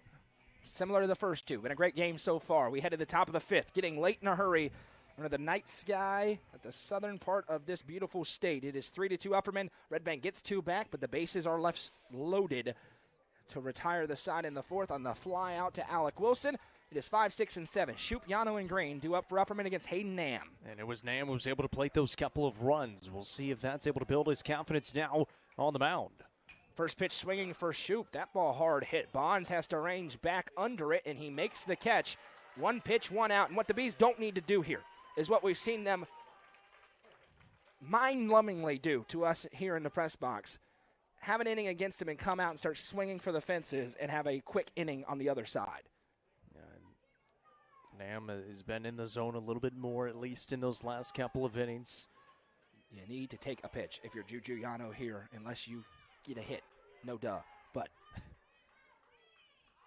first pitch, and he swung at it. Found it back out of play, 0-1. You have to slow the game down if you have a big inning on the other side. The I believe that we will win chant up from the fans who have made the trip. They're feeling it again. Mentioned. 0-1. Yano sends this one on a ride. Long way to go for Davis Jr. Lays out, and he made another great catch. Tremel Davis Jr. is having the tournament of his life, and it's 3 pitches, 2 outs. My goodness. I mean, that one tailing away from him. You talk about unlimited range for Justin Fallon. That might be super unlimited range for Tremel Davis Jr. He didn't take a good route to it. He went too far forward, had to adjust, and was able to lay out and make the catch. That's how you know you got great range. Here comes Braden Green. He's 1 for 1 today, 2 RBI single and a walk. 4 pitches so far. 3 pitches, I should say, in this inning. And Green takes strike one across the plate. 7-hole hitter in the order today. The Bees with 2 outs have been really good this entire season, this entire postseason. And Wes Shanks wants time, and he wants to have a word with Braden Green here. It is certainly not a safe one-run lead right now for the Upperman Bees. Oh, that Red Bank team play with all kinds of fire, and it doesn't matter how many runs they're down by. I've been down by a whole lot. Been down by 3, down by, 3 twice now. They've been down by 3 in every game in this tournament. They've come back both times. 3-1 in the first game. You're right. They've been down 2 and 3 twice, and they've come back every time. One time the Bees were able to win it, as that one misses, and it's 1-1. I wonder if that was part of the approach here. If you strike out looking, you're okay if you're green with, but you got to force some pitches in here from Nam. Here's the 1-1. Breaking ball drops in, 1-2. I'd rather strike out swinging. I would too. Now at 2 strikes, you're in go time for Braden Green. Of course, Holwood would love to bat in this inning. Here's the 1-2 from Nam to Green. Fastball misses low, 2-2. And this is a good AB for Braden Green, trying to rally back in this half inning. Top of the 5th, you're only guaranteed in your season, and for a lot of these Bees in their careers, 2 1/3 more innings. Here's the 2-2. Nam kicks and deals to Green. Fastball, this one fouled out of play. A good battle developing here.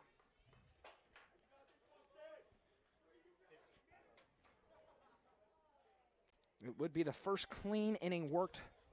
Second clean inning. The first inning was as well for Red Bank. It's been a while since they haven't had any traffic. Here's the 2-2. That one bounces in. And we run full with 3 balls, 2 strikes. This is a count that deserves it. It's a really good AB worked by Braden Green so far. We'll see who's able to win it between Nam and him. Full count here to Braden Green from Hayden Nam. Great battle in this Game 3, decisive final game of this sub-state series. The payoff pitch. Rocks and fires. Swung on. This one rolled over to second. Wilbur has it cleanly. The throw to first is in time. And it's a 1-2-3 inning for the Red Bank Lions. They'll try and tie or take the lead when we come back. Heart of the order due up for them. Coverage presented by Gentry's Power Equipment on the Watson Chevy UCR Media Network. Configuring the Bluetooth. Deciding who controls the music. Remembering where you parked. Why are simple things sometimes so complicated?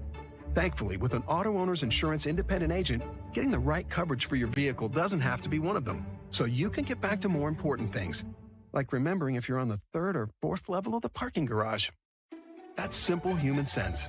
Visit swallowsinsurance.com or call us today, 931-526-4025. Protecting your future. It's what we do. Gentry's Power Equipment is proud to be the presenting sponsor of Upperman Athletics on UCR. Located at 755 Buffalo Valley Road in Cookville, Gentry's Power Equipment is your local steel dealer. With a huge selection of outdoor power equipment, including chainsaws, blowers, trimmers, mowers, pressure washers, and more. They are your local one-stop shop for high-quality equipment. Locally owned and operated, Gentry's Power Equipment is proud to support Upperman Athletics and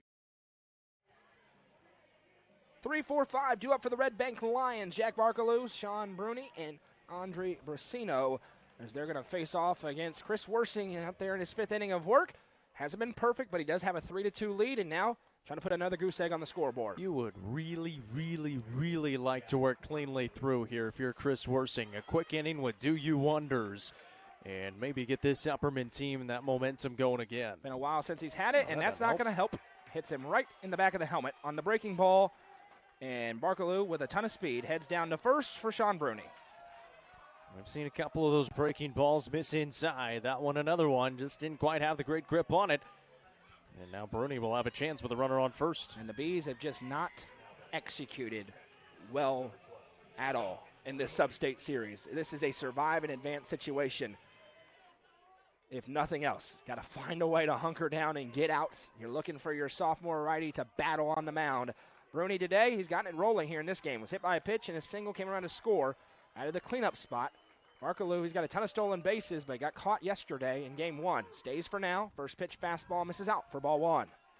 That pitch count, 72 for Worsing. Not throwing as many strikes either, 72, and only 43 of them strikes. Has a lot of balls here recently for young Worsing. And another one away, and that's been the miss. Just away, away, away, besides that one hit batter. Bruni may want to see a straight. 3 straight balls thrown to open the frame for Worsing. 2-0. Outside, 3-0. And this is an elimination game. You got no margin for error. You need it over the plate out of Chris Worsing here.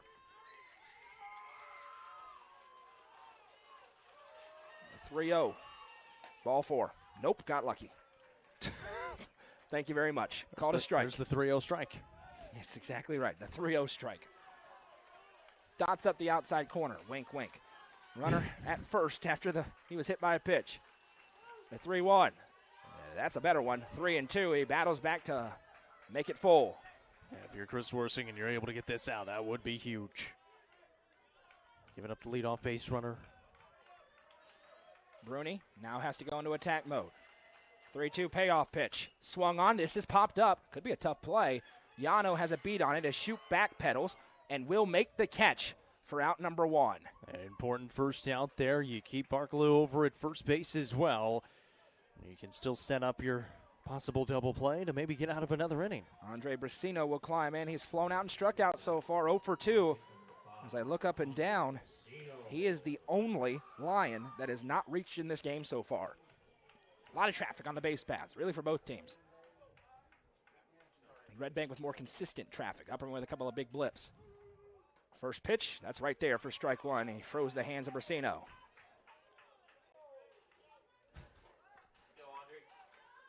Andre Brasino, the third baseman today. 0-1, good pitch. 0-2, inside corner, outside corner, and Worsing trying to rally back here and get a big punch out. This is a mentally tough young man on the mound for the Bees. Been unflappable his entire career. They need his best. Allison lines up on the inside corner, and it almost leads to disaster. Wild pitch, and now the tying run goes into scoring position, and I don't know about trying to throw an inside pitch right now with just how inconsistent it's been, but they try, and it's 1-2. Yeah, unless that just came out completely wrong. Obviously, he's already hit one batter here in the inning. That ups the tension. Tie game is 2 bags away. Here's the 1-2. High fastball, 2-2. He's gotten to these 0-2, 1-2 counts and just hadn't been able to put them away. And we've seen that all series long against Red Bank. Just 4 punch-outs today for Worsing. We're in the top of the 5th through 4 1/3. The 2-2. Just foul tip. Brasino stays alive. Braden Stoltz behind him on deck. The freshman who right now is in line for a loss on the mound on the other side. He'll try to change that. He wants his name off the ledger. Here's the 2-2. Another bad miss. Gets away, and Allison does throw down the tag. Not in time, and now a tie game is 90 feet away. The wild pitch is really, really hurting the Bees. Nothing in play, and it's 2 bags swiped for the Red Bank Lions. And all with 2 strikes. And it's full. It's gut check time for the Upperman Bees. Infield comes in, trying to protect home plate. You need a strikeout out of Chris Worsing. Payoff pitch. He's throwing a good pitch, and it got fouled back. We'll do it again. And the pitch count's a huge problem at 84 now. Max of 120, of course.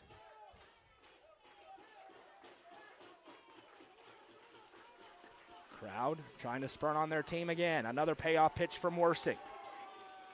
Got him. Huge fastball and a little flex for the sophomore on the Thompson Machinery and Campbell Store strikeout. Here comes the freshman Braden Stoltz. Runner at third, 2 outs. It's gut check time for the Upperman Bees. Yeah, that's absolutely huge for Chris Worsing, and a really good job on a 3-2 count. Able to get the swing and a miss.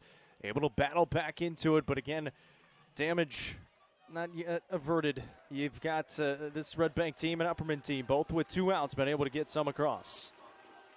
First pitch misses up to Stoltz, who singled back in the 2nd, struck out swinging in the 4th.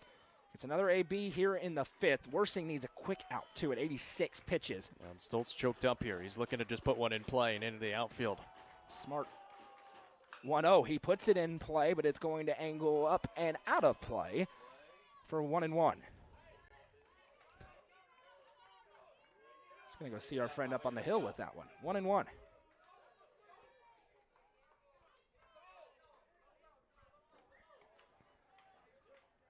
Chris Worsing, he's had to deal with traffic this entire ball game. It's the biggest start of his life. Game 3 and a best of 3. It's what you dream about. The 1-1. Right there. What? 2-1. Just up. Maybe up. Good pitch. My bad. Stoltz awaits. Now he's ahead. 2-1. High leg kick for Worsing. Outside corner. And probably about where we should be on 2 borderline pitches. It's 2-2. It's funny. It's become a strike as this game has gone on. Yep. It was not a strike early on. It's true. It's for both guys. That outside corner starting to be there. Huge pitch. The 2-2 for Worsing. He kicks and deals. It hit him. It hit him, so it's a dead ball. The runner has to return. Barkaloo took off. Worsing says it hits the butt of the bat. The umpire said no, it hit his arm. Allison says he stuck his arm out. The end result is a runner at first and third. They're at the corners. Wes Shanks wants a question here. Tavion Bonds is going to climb in here trying to put it in play and tie or take the lead. And now the fans are screaming. Wes Shanks has every right to come out and ask a question to the umpire. He's not being disrespectful. He's not being animated. He comes out and has a question. Calm down. You're okay. It's a baseball game. Runners at first and third. Big opportunity for Tavion Bonds. He's reached twice. Once on an error, once on a walk, and he has scored a run. And again, you need 1 out if you're Worsing in the Bees at 90 pitches. Be really interested to see if Ricky Allison throws down to second here if the runner takes off. I think it'd be a mistake if they did, but we'll see. Will they try to pull the Stone Memorial move? Time called by Bonds. Worsing resets. He was going to the double move. He was. He's gotten some guys this year with that move. And he's going to do it anyway. It's not a balk. He never started his motion. And now Bond steps out.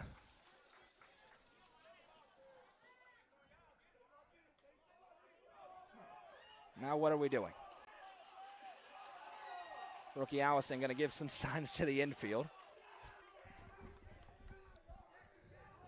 What an environment tonight. The most unique environment I think we've ever been a part of for a high school baseball game. Now the first pitch to Bonds. This one rolled over right to Carson Shoup. Fields cleanly, little bobble, long throw, and he made it. Alec Wilson keeps his foot on the bag and keeps the lead intact. A great adjustment by Carson Shoup and another Houdini by the California kid. We head to the 6th. The Bees looking for insurance. Coverage presented by Gentry's Power Equipment on the Watson Chevy, UCR Media Network. Discover this stylish and modern 3-bedroom, 2-bathroom home with an open split bedroom floor plan designed for comfort and convenience. With 3,318 square feet under one roof, plus a bonus room over the garage and 1,400 square foot basement. Located in the Brookstone subdivision, this home is just minutes from Cookeville. The builder is also offering up to 3% in closing cost assistance. Call Sonia Brown with American Way Real Estate at 931-979-7145. Looking for weekend lunch and dinner plans? Since 1971, Nick's Restaurant has been locally owned and operated. From mouth-watering prime rib to delectable ice cream pie, Nick's has it all. Their cozy atmosphere and great service will make you feel right at home. Plus, their banquet space is perfect for any event. Visit them at 895 South Jefferson Avenue or online at nickscookville.com. Nick's Restaurant is a proud sponsor of this broadcast on the UCR Media Network. It's getting intense here at Red Bank tonight. 3-2, winner take all. The Bees still have the lead. It was 3-0, now it's 3-2. A huge ground out. Carson Shoup with a throw is a little high. Alec Wilson stretches, keeps his foot on the bag. They leave the runner stranded at third. 8 runners left for the Lions, but the Bees need a run. They need at least one, and it's 8-9-1 due up from here. They got those 3 runs early on in the game and just kind of been scraping by ever since. Obviously, a couple of really nice defensive plays to keep the lead what it is. you got to attack on at least one more and probably a couple more because Red Bank just keeps knocking on the door. They keep getting base runners on. At some point, they're going to cash in. They've also got 8-9-1 coming up in the next inning. So you've really got to get it going and get something on the board for Upperman. Here's Carson Holroyd. Him and Evan Huddleston have one job, reach base for Fallon and Worsing behind him. So far today, Holroyd has flown out and walked. He was left stranded. All the runs for the Bees came back in the second inning. First pitch swinging here. Comes up empty. Hayden Nam has done a great job. He came in and completely stabilized things, and he has shut out Upperman over the last 3 innings of work. Yeah, Stoltz started it off. This pitch weakly rolled over, and it's going to be a foul ball, apparently. What? The field umpire. It was off the end of the bat. What are they talking about? He said it hit him in the box. It was off the end of the bat. It hit the end of the bat and rolled out. What is he talking about? Blue. If the home plate umpire doesn't call it, how is the first base umpire going to call it? I'm very confused because that didn't hit him in the box. It just weakly rolled off the bat and flared out. It was an early swing, yeah. It was just off the end of the bat. It was going to be a single for Holroyd. Instead, it's 0-2 as he comes back. Wow. That is insanity. Again, from our old friend. So now 0-2 and Nam with new life because that was easily going to be a little dribble for a single as that breaking ball misses for ball 1. Wow. Win your region, folks. The Bees knew they had to win their region. If not, you can't leave it in anybody else's hand. Right now, it could be in somebody else's hands. They got to be careful. 1-2. That's why they need some hits. That one misses outside. It's 2-2. You have to control your own destiny. Can't leave it in anybody's hands other than yours if you're in the light gray jerseys.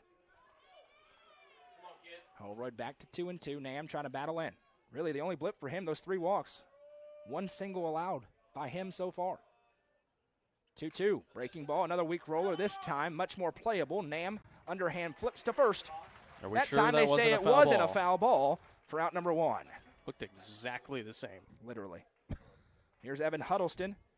He's walked once, grounded out on a fielder's choice. And he's trying to get on base for Justin Fallon. Bees need at least 1. Got to get a base runner on. Yep. They have been struggling to do so a little bit here in these last couple of innings. That's credit to Nam. Red Bank has not. They've been all over the base paths. Yeah, I've been all over. But 8 have been left out. 7 Bees. But most of those came early. First pitch breaking ball drops in for strike 1. Really good pitch by Hayden Nam.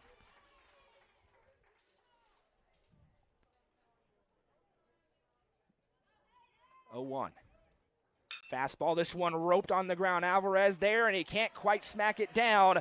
Huddleston reaches. That's going to be a single, I imagine it is, for Evan Huddleston, and he does the job. Lineup flips over. Here comes Justin Fallon. Hits it hard, left side of the infield, and you know he's got speed, so you got to make a perfect play on it in the hole. Alvarez not able to do so. He knocks it down to keep it in the infield. Now you've got the top of the lineup up for the Bees. You got to take advantage. Bees have been very successful moving along in this game, in this series on the base paths. We'll see if they try with Huddleston's speed to swipe a bag. Fallon in. He got robbed of a home run. He's walked and grounded out. It was a tremendous catch to open up the game for Tramel Davis Jr. in center. Leapt up, kept it in the ballpark. Huddleston bouncing. Nam going to step off. And Evan wants to be in his head, if nothing else, out there at first. If he can move into scoring position, all you need is a ball down in the outfield. Be humongous for these Bees. He leans. Nam comes home. Huddleston goes. Pitches across for a strike. Throw down, no chance. A Turfmaster stolen base for Evan Huddleston. And there is a big insurance run 2 bags away, and that was very weird. The middle infielders both went behind the bag. I think there was a little miscommunication there. Didn't have the conversation before it. And obviously the throw goes a little bit behind the bag. But, yeah, nobody at the bag to actually try and tag the runner out. And I believe it was a called strike. At least it looked like a good pitch to me, but we'll wait and see if the home plate umpire confirms. It was. All right, 0-1 to Fallon. And they're going to walk him. Okay, so maybe it wasn't strike. Maybe that was the point down. So intentional walk, and Fallon will head down. It's the second time today they've done that, once back in game 2. But you intentionally walk him and bring Chris Worsing to the plate, who's looking for his first base hit, has an RBI on a walk, 2 flyouts to right so far, and he can really help his own cause, give himself some breathing room on the mound with one swing. Maybe brings a little bit of that power down, but he can hit for average just as well. Outfielder's playing very deep in left and center, shallower in right, where he's gone out a couple of times. Huddleston bouncing out to second. Hugely, they'll look back to him. The throw gets into the outfield, but Davis Jr.'s there. I don't think Huddleston realized that ball got away necessarily. That was a huge lead. He would have been out if that ball was caught. Yes. That was a dangerously large lead, to quote one of the press box members here. Coach Shanks just has his hands up in the air and saying, what are we doing? He was a mile off the bag. No pitch, though, so Worsing still awaiting his first. Man, this kid has been so special this year. He's looking for a big swing. Something down in the outfield. Huddleston can score anywhere. Red Bank trying to get a big out. Nam comes home. Pitch misses outside. Ball one. This is go time for the Bees. You got your biggest bats up, speed on the base paths. You lead by one. You need to strike. Get some run support. 1-0. Nam comes home. Worsing rips this one into left. It is down. Bonds is there. Huddleston heading home. Here comes the throw. Not in time. An RBI single for Chris Worsing. He advances on the throw, and he gets himself a big insurance run. It's 4-2 Upperman. Yeah, how about Chris Worsing? You intentionally walk Justin Fallon at your own peril, brings another run across, and it's just the first, still just only one out in the inning as well. Hit and an error at home as Worsing with a heads-up base running comes around after that throw in from left, got way up and out. Riley and Case going to come on and run for Worsing. Yeah, you understand walking Fallon, but Chris Worsing is you can do that. Maybe the best all-around hitter in the class this season. And here comes Alec Wilson, who'll be intentionally walked to load the bases. And how about this for rookie Allison, going to stride in here, trying to give the Bees significant insurance. Bases loaded, one out. It's a 4-2 game. Yeah, huge opportunity. And Coach Shanks right now, he's saying, all right, that zone really small. Look forward in one spot because rookie has come up here. He's been swinging on these breaking balls. Might get a couple early. Nam has worked clean so far, not anymore. One run across, but Upperman needs more. First pitch swinging for Allison. He pops it up. It's the infield fly rule. So he is out. The runners retreat to their bags, and there's a big second out on the board.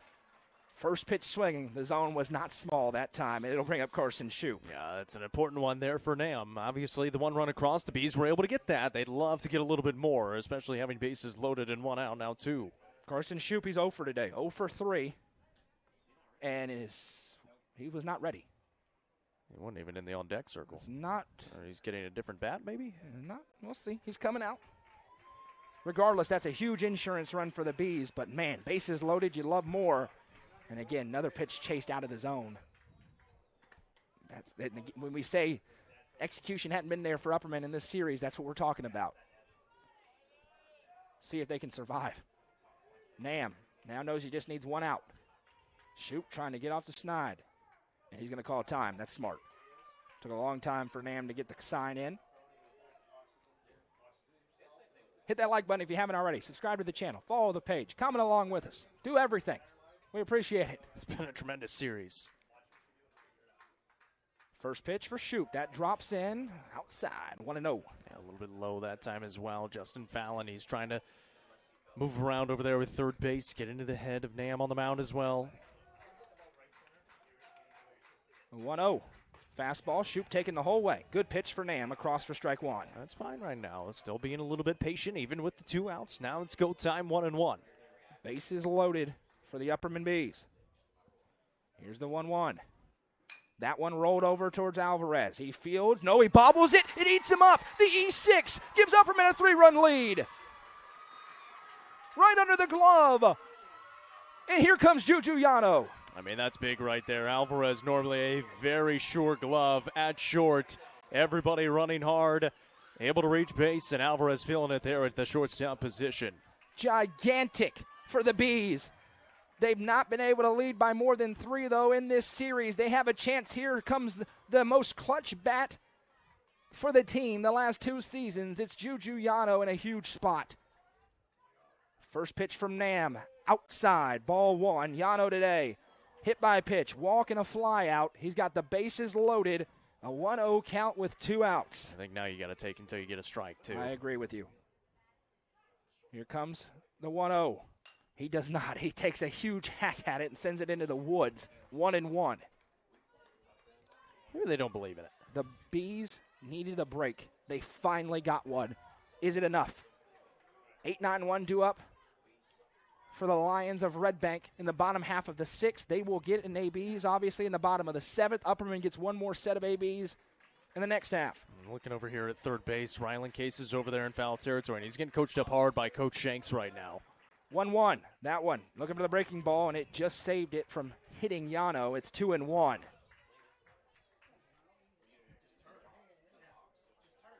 Stay weather aware tonight with our friends at Upper Cumberland and Weather. Tornado watch around most of the Upper Cumberland.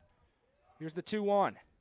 Misses. 3-1, and it's got to be the perfect pitch to Juju Yano. I mean, it's got to be middle, exactly where you want it. Wherever Juju Yano wants it, it's got to be right there. If it's not there, you're taking it, and you're living to see another. Hayden Nam trying to battle. Nowhere to put Yano. This is a huge run if he can get one more across to stretch it to 4.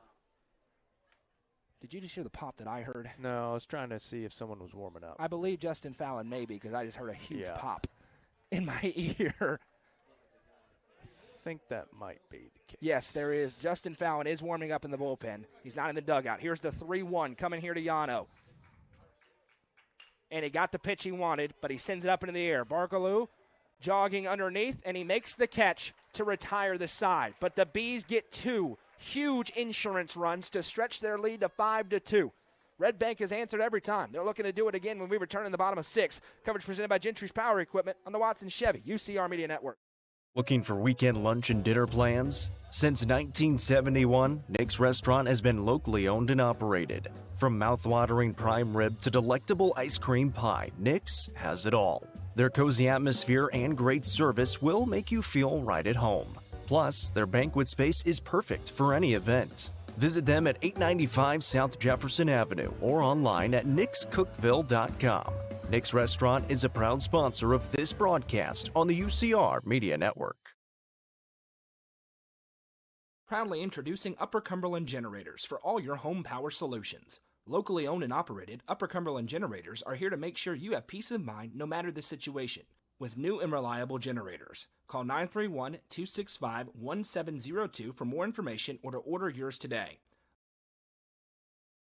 Upper Cumberland Generators is proud to support this broadcast on the UCR Media Network.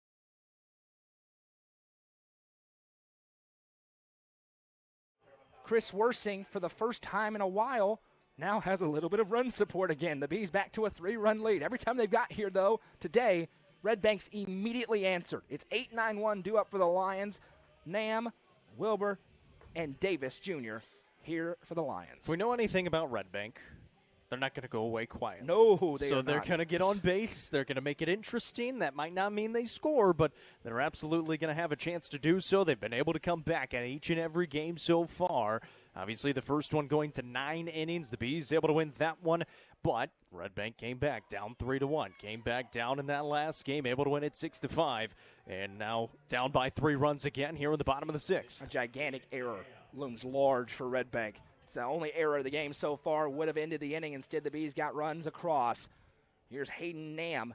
0 for 2 today. Watches the breaking ball in there for Worsing, and we got to watch him because he's at 93 pitches. Justin Fallon is loose. He was firing away warm-up pitches. Maybe asked to close the game out if Worsing gets into trouble. This one fouled back. He's quickly ahead 0-2. He's been here tonight. Just needs to be able to put it away. But again, battling. Only 2 runs across against a good lineup. Just trying to save their season. The 0-2 from Worsing. Breaking ball. Late decision. And Nam able to stay alive. He ripped a 2 RBI double back in the 4th. It's a really good foul off there. Because it starts so high and you think, oh, this could actually drop in. I got to put a swing on it, and stays alive. Here's the 0-2.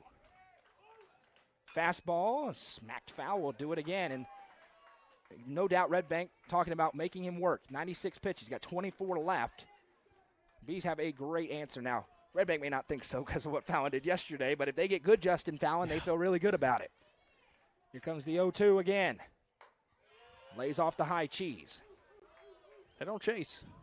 They do not chase. You can tell the baseball background for Coach Roberson.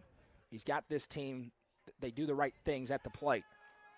The 1-2, breaking ball, called, strike 3, falls off the kitchen table for the Thompson Machinery, and Cat Rental Store strikeout. Yeah, that one was almost unfair. It kind of starts right at your head, breaks all the way in. I know he calls it a slider. It definitely looks like a curveball. That one broke a ton, and an important first out. 6 punch-outs for Chris Worsing today.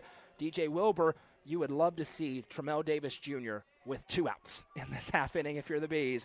Wilbur, 0 for 1 today with a ground out and a walk. He's really leaning on that breaking ball. It falls so far. It's a curveball right now, Chris. I'm sorry. It's a curveball, and it's 1-0. Yeah, that one just up a little bit more there. Fastball, a little bit low. 2-0. There is a confidence borderlining something else for these hitters for Red Bank. When they get ahead in a count, they do that little lap. That one's right there for a strike, 2-1. 101 pitches for Worsing. Want to get him through this frame, and then you can give the ball to number 11 to try and slam the door. I think that's probably the game plan for Wes Shanks. 2-1. A little bit up, 3-1. Don't want to walk Wilbur with Tremel Davis Jr. looming on deck next. He can get this game really close, really quick. 3-1. Swung on and missed. 3-2. We run full. Been able to work his way back. Goes on that outside corner, and that was one of the real first chases that we've seen, especially on 3-1. Not a tremendous spot. 103 pitches now for Worsing. 3-2 payoff pitch. Fastball fouled off. And again, if you're unfamiliar why we keep talking about the pitch count in Tennessee high school baseball at 120, it's a hard cap. You have to come out of the game to protect the young people's arms, and then you have to have 4 days of rest after it. The 3-2 payoff pitch. Again, upstairs, ball 4. The 9-hole hitter does the job again. It's exactly what happened back in the 4th.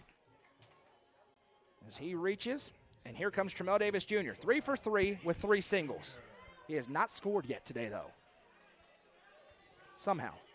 He also has the catch of the year to open this game. I mean, you have our full permission to send that everywhere you want, Tremel Davis Jr. 2 really good catches. Yeah, that one, though, in center to open this game was absolutely insane. Phenomenal. First pitch misses in, and Worsing now starting to get really close at 106. It's going to be Justin Fallon time. The question is when. Alec Wilson burnt. Went to 119 earlier today. He could throw 1 pitch. Juju Yano burnt. Here's the 1-0. This one, Taylor made. Green, flipped toward 2 to throw to first in time. 4-6-3 for the 3rd time in the ball game. A 4-6-3 inning-ending double play for the Upperman Bees, and they will have 1 more inning to try and secure another trip to the state tournament.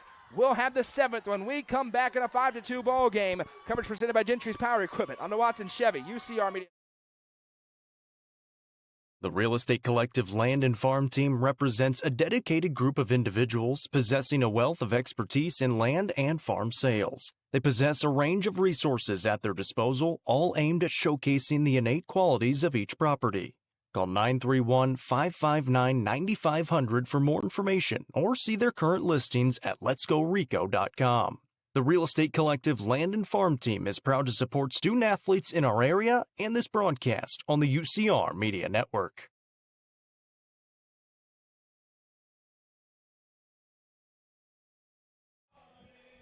My apologies to Braden Green for just butchering that play. It was a tailor-made ground ball to second. Green flipped to short for 1. Yano's throw to first was in time, and the infield again shows up for the Upperman Bees. And how telling is that? An error in the top half in the infield for Red Bank, and then the inning-ending double play in the bottom half.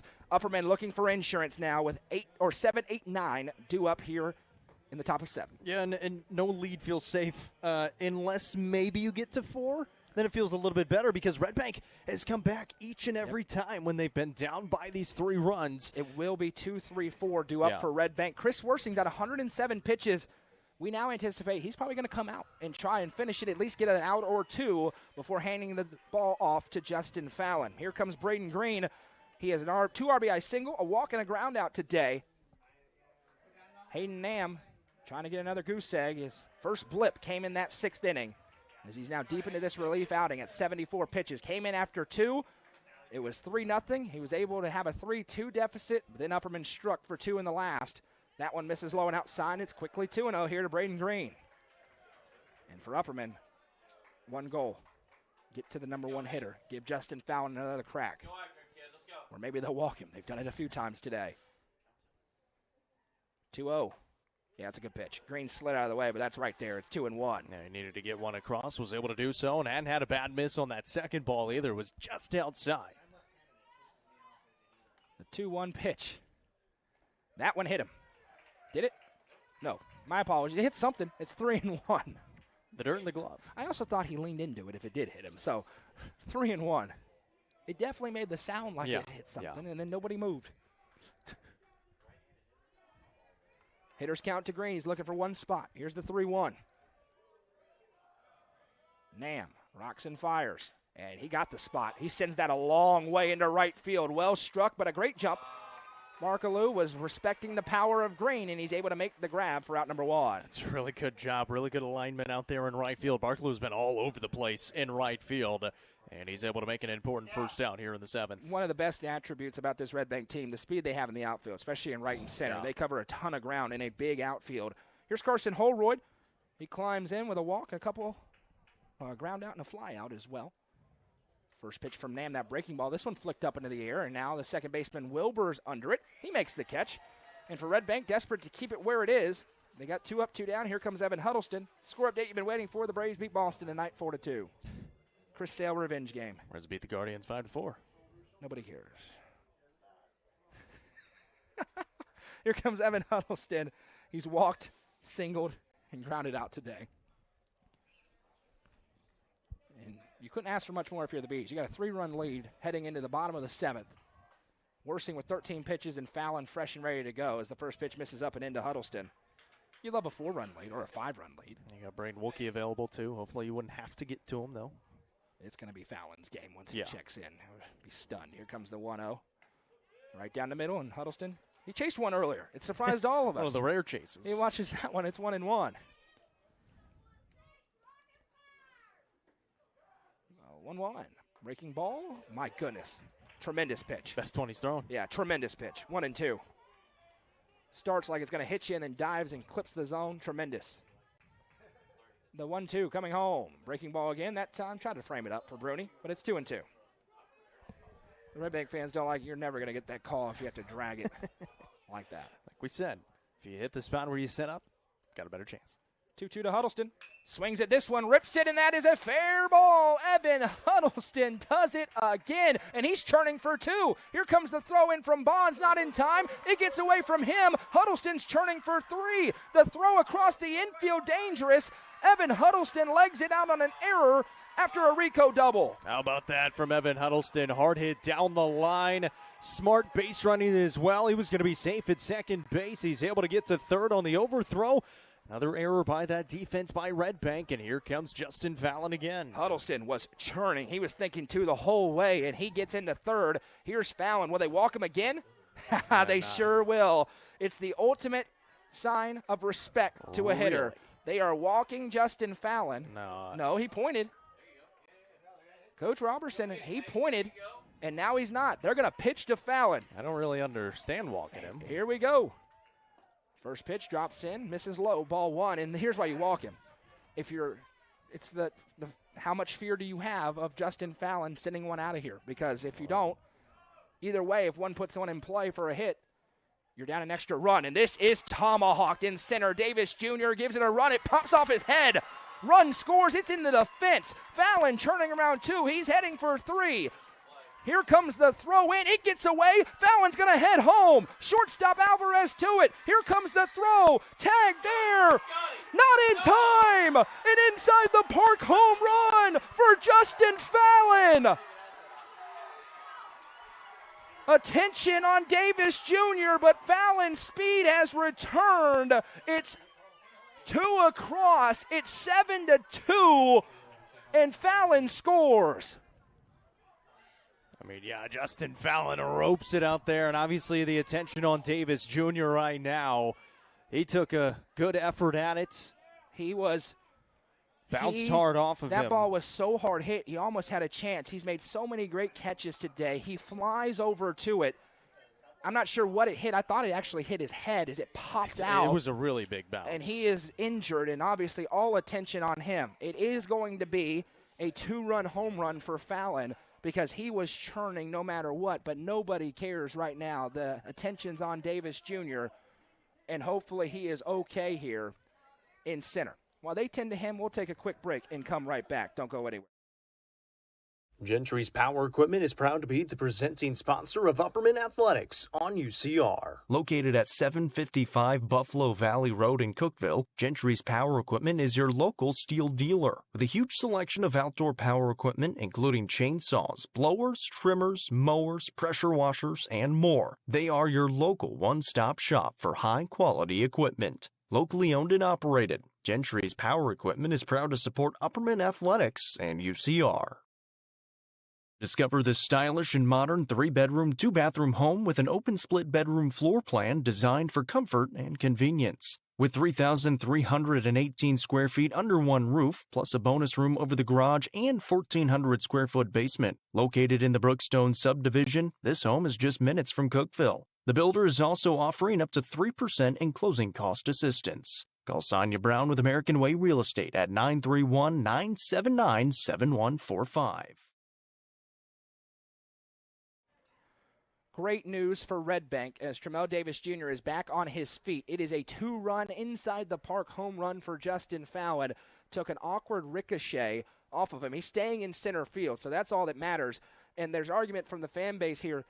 You got to keep playing. There's nowhere where that play stops because of an injury. Not in this sport.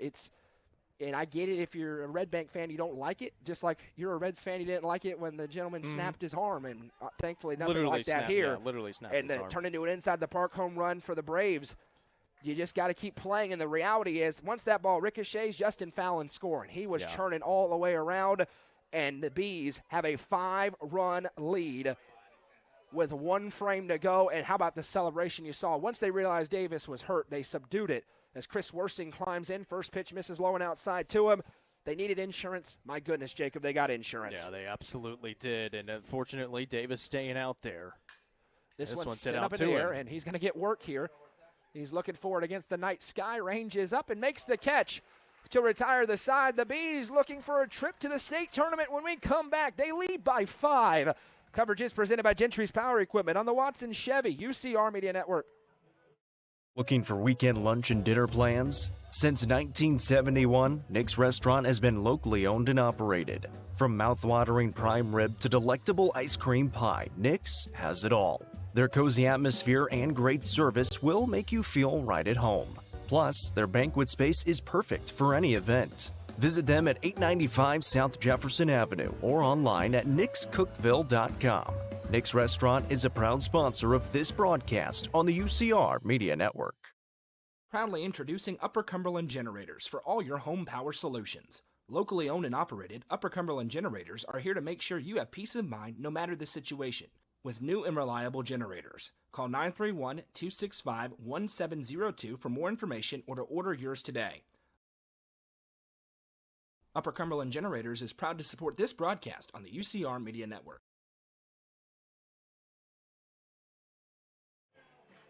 Three outs away from the spring fling are the Upperman Bees. Chris Worsing has 13 pitches left. He's thrown 107. He goes back to work here, and he's going to face off against 2, 3, 4, and inside the park home run for Justin Fallon. Gives them a 5-run advantage, and if Worsing hits that pitch count, it is going to be Justin Fallon tasked with saving the game and sending the Bees to Murfreesboro. Yeah, absolutely roped into the outfield. Davis gave a great effort on it. Fortunately, he was all right and not injured, able to stay in, actually made the grab to get out of the inning. And now we'll see what Alvarez can do to start it off here in the bottom of the 7th. Onier Alvarez will stride in. He's 0 for today, a rare 0 for day. Fouls the first pitch he sees back on the slider, and it's 0-1.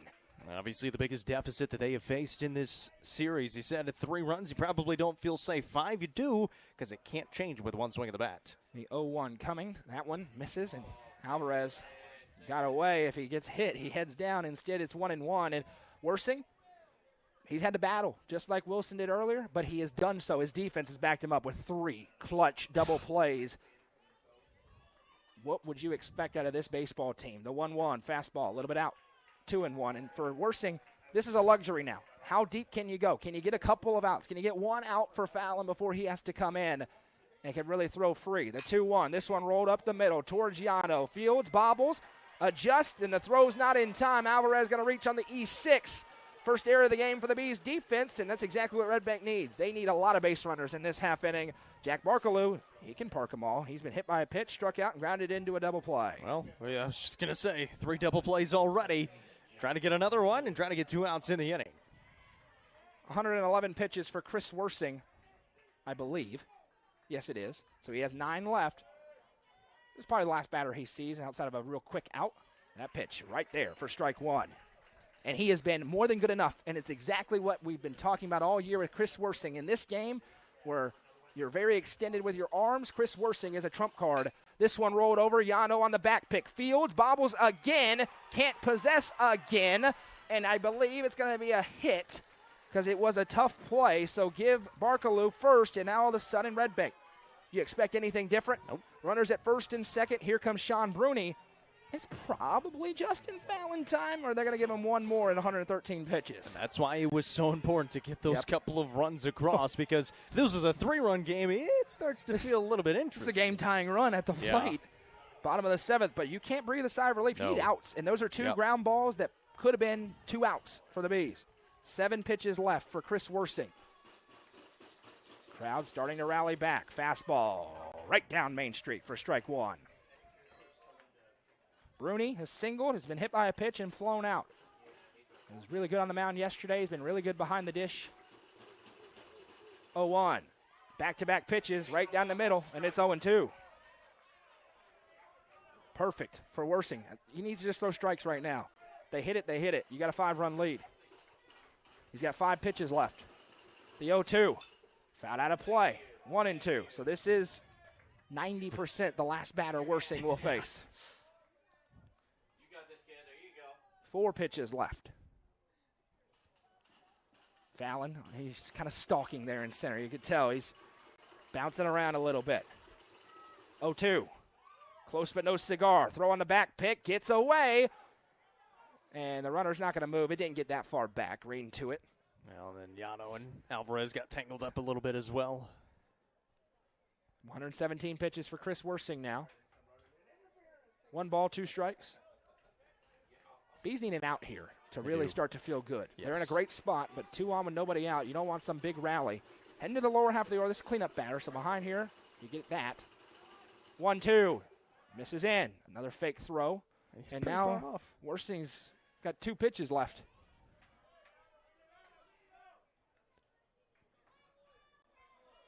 Don't want to make some stupid mistake because you're not paying attention to the pitch count. The 2-2 to Bruni. Swung on and missed. The Thompson Machinery and Cat Rental Store strikeout for Chris Worsing. It's an exclamation point on his outing. His day is done at the pitch count.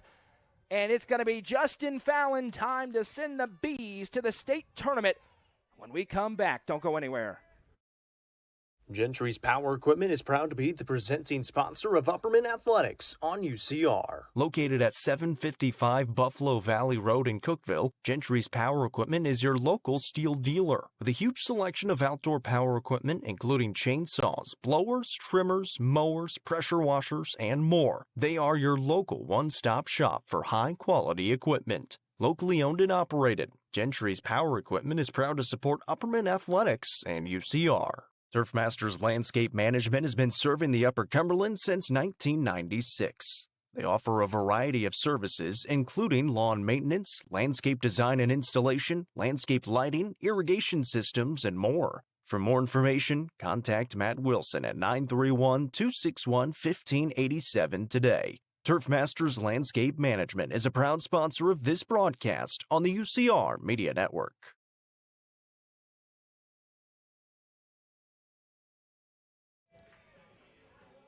It's Justin Fallon time at Red Bank. The Bees lead by 5. It's 2 on with 1 out. They've got that huge cushion. Day ago was not his best outing, but he's still got a 1.25 ERA, 5 appearances. He has a save. 5 2/3, 11 strikeouts, 8 walks, 1 run allowed, just 1 double. Opponent's hitting 56, 0.56 against Fallon.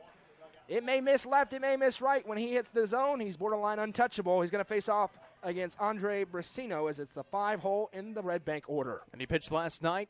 Did not have his best stuff. He struggled to throw strikes. We'll see if he's able to throw some strikes tonight.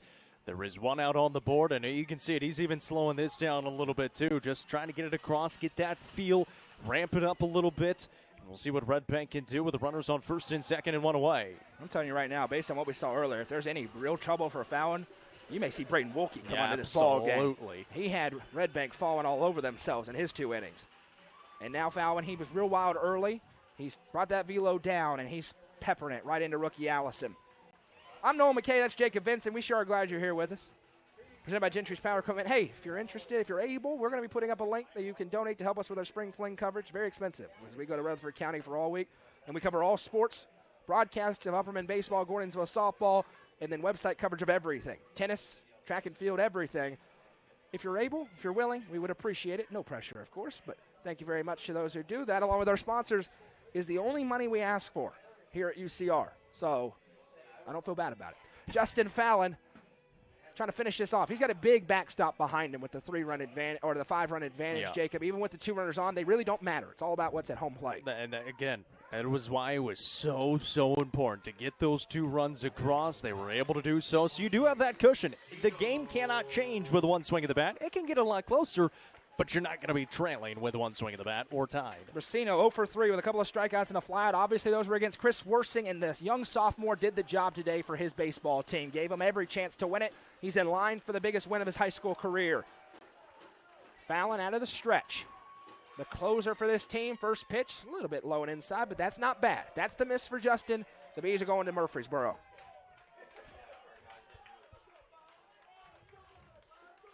The senior Tennessee Tech signee has the potential to be a 2-way player there. Here comes the 1-0. Misses in. 2-0 to Brasino. Man, how big were those insurance runs, and he delivered them with the inside the park home run.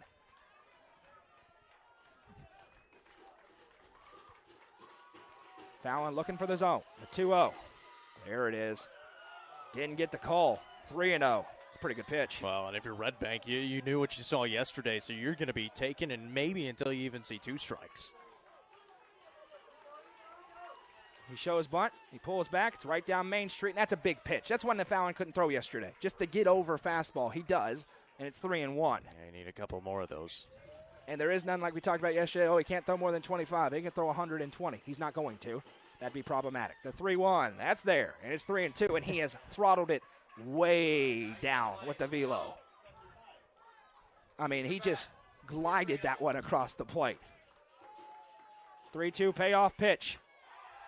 A little bit inside. Brasino thought it was ball 4 or strike 3 potentially. He glanced back, and now the bases are loaded for Braden Stoltz. But again, a 5-run lead. The base runners mean nothing. You're in the 6th spot in the order. And what Justin Fallon's doing right now, he's bringing that velocity down, but he's also changing his motion. He saw that side. He kind of shortened up his motion a little bit. You can't be doing that. You got to have that same motion. First pitch, that's right down the middle for strike 1. 87, there he is. There's Justin Fallon. Here's the 0-1. That one tipped off the glove. The runner goes to third. There will throw. Dangerous. Shoop able to grab it. The run comes across to make it 7-3. So now they're within 4. Got to be careful. You knew this team wasn't going to go quietly into the night. Runners at second and third now. And here comes Wes Shanks. And what's the move here? Rookie with Allison. 1 out. They may go to the side armor rookie Allison. Fallon struggling to find the zone, and he's going to go back into center. And will it be Allison or Holroyd? One of them is going to go catch, and one of them is going to go into right. It's going to be Rookie Allison. So new pitcher for the Bees. They lead by 4. Red Bank threatening with 2 on and 1 out. We'll stay here through it because if we go to break, it kills that a little bit. So we'll stay right here. And we'll wait for official word because if either way, Holroyd comes in to pitch. Well, Rookie Allison would have That's stayed a back good point. there. So it is going to be rookie Allison. And on the season, his last 2 appearances have been really, really good. 16 strikeouts to just 5 walks, 11 earned runs allowed. You just need strikes. Yeah. You have 1 out on the board already. Yep. You just need strikes if you're the Bees. That's exactly all you're looking for. You still got the 4-run cushion. Obviously, if a hit into the outfield scores those 2, then it gets really interesting. But if you bring strikes across, you're going to give your defense a chance and possibly be able to get out of this one with a win. So Braden Green going to go into the outfield here for the Bees. And it's going to be the sidearm senior, rookie Allison. These are the biggest innings, biggest ABs of his career on the mound. Obviously, everything is for the Upperman Bees right now. If the camera goes dark for just a second, don't sweat it. We will be back in literally 2 seconds. But it will be a little jump. We've got one piece of equipment that's wanting to kick out on us. We're going to need a couple of outs. We have backups on top of backups. Low 70s for rookie Allison. It's all about that arm slot. He's got the slider off of it. He changes up that arm motion sometimes. That's right down the middle at 74 on his warm-up pitches.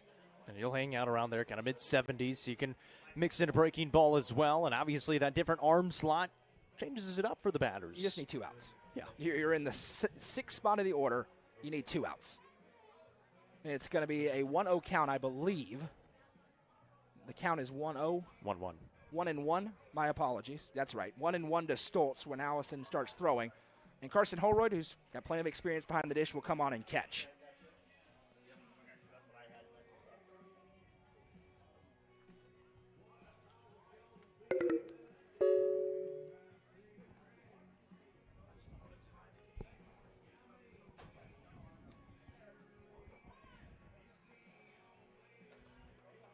Big moment here for rookie Allison. Carson Holroyd still just getting the gear on, so gives everybody a little bit of a break as well. Kind of settled down a little bit. And for Justin Fallon, just hadn't been able to find the strike zone. I'm sure that'll be the focus over the next couple of days if they're able to get the win here and before Murfreesboro on Tuesday. And for the Bees, they understand this is how it works this time of year. Yep. You just got to find a way to win the baseball game, and then you get ready for the next one. You get ready to face off on Tuesday night in Smyrna against another really good team.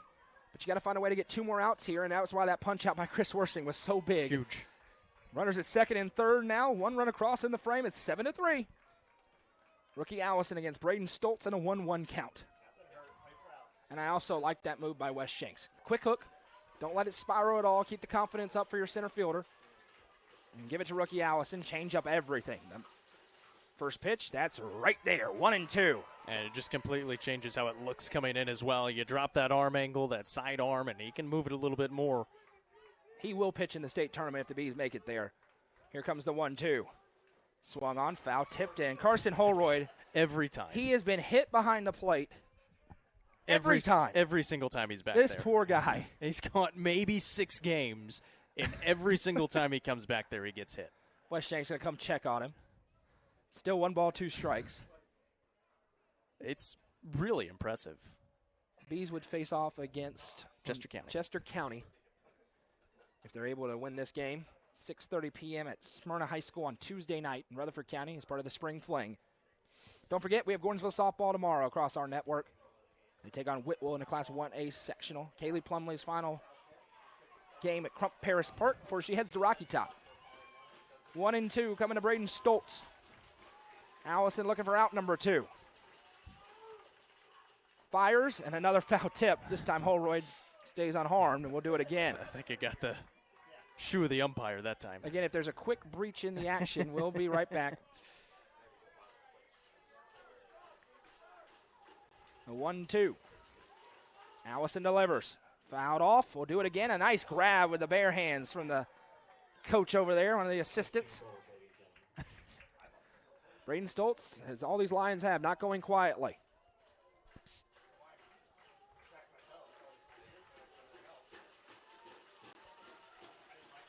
Oh, 1-2. This one rolled weakly. Going to be a tough play. Shoop has a beat on it. Throw to first in time. The Bees are an out away from the Spring Fling. Run comes across. Who cares? It's 7-4. 2 down. You said it. They got that important out. Another run does come across, but there's only 1 runner on. The tying run still on that on-deck circle. That's all you're worried about. Focus on the batter. Try to make another trip to the Spring Fling. Davion Bonds is reaching an error. He's walked and he's grounded out today. He climbs in here against rookie Allison, trying to send the Bees to the state tournament. Allison right down the middle. 0-1. Now a throw off line, but Yano backing it up as you would expect here. That's why you see them run behind every time on a throw down from the catcher to the pitcher. Allison got the ground out. Now just 1 out away. Vaughn's trying to extend this ball game. 7-hole hitter. The 0-1. Popped up in foul territory. Rookie Allison, or pardon me, Braden Green now in right, going to run over. And it's 0-2. The Bees are a strike away from Murfreesboro. Bottom 7. Rookie Allison on the mound to close the door.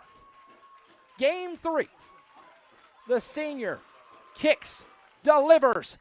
Called strike 3. The Upperman Bees return to the spring fling with a decisive victory in a decisive Game 3. What a job by rookie Allison. We said you got to come in, you got to throw strikes, and that's exactly what they do. And for these seniors, 3 out of 4 years going to the state tournament, and what an absolute series and a battle between these two teams, won by the Upperman Bees. A powerhouse in Class 3A returns to the state tournament. The Bees are going to the spring fling. Final score in game number 3, Upperman 7, Red Bank 4.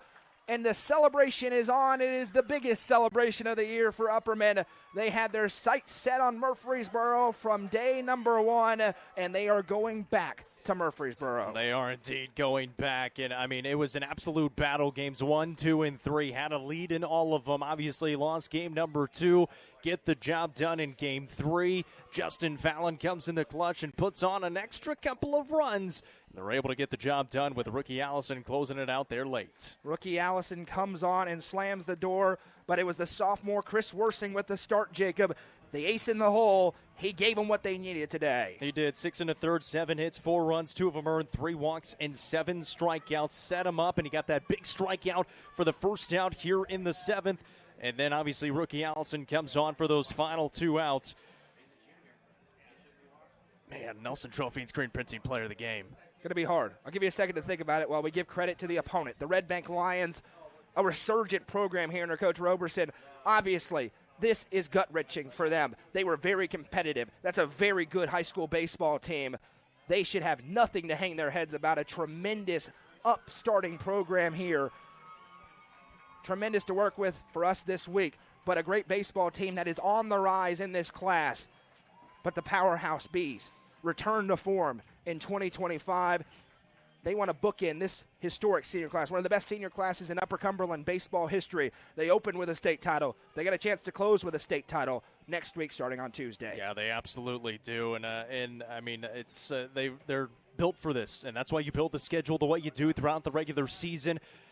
Still really tough this year. They've made it here again. It's really tough to get here. They've been here 3 times in the last 4 years. We'll see what they can do coming up on Tuesday. They get Chester County on Tuesday. It is now time for the Nelson Trophy and Screen Printing Player of the Game. You got your choice today, Jacob. Who you going with? I'm going to go with Justin Fallon just because of that one in the 7th inning, the top of the 7th inning. We said it coming into it. You do not feel safe, only up by 3 runs. And we saw 2 runs come across there for Red Bank. And so Justin Fallon, he drives in 2, scores a couple more, accounts for 4 of the 7 runs. He did a great job today. He did. Justin Fallon probably should have had 2 home runs. One got robbed on a great catch in center. It is the Bees. They wanted to play 1 today. They end up having to play 2, but my goodness, is it worth it for the program in Baxter. The Everything School, once again, making their presence felt in Class 3A. They will take on Chester County in round 1 of the state tournament at Smyrna High School at 6:30 p.m. on Tuesday. Juju Yano is going to start that game because he's the only main arm available in that ball game. The Bees take the best of 3, 2-1. Final score in game number 3, Upperman 7, Red Bank 4. The Bees survive and advance. I'm Noah McKay for Jacob Vincent, my right, Michael Lindsay on the sidelines in the dugout and everywhere else around this ballpark. Join us tomorrow night for Gordonsville softball at 6 o'clock against Whitwell. Until then, have a great night, everybody.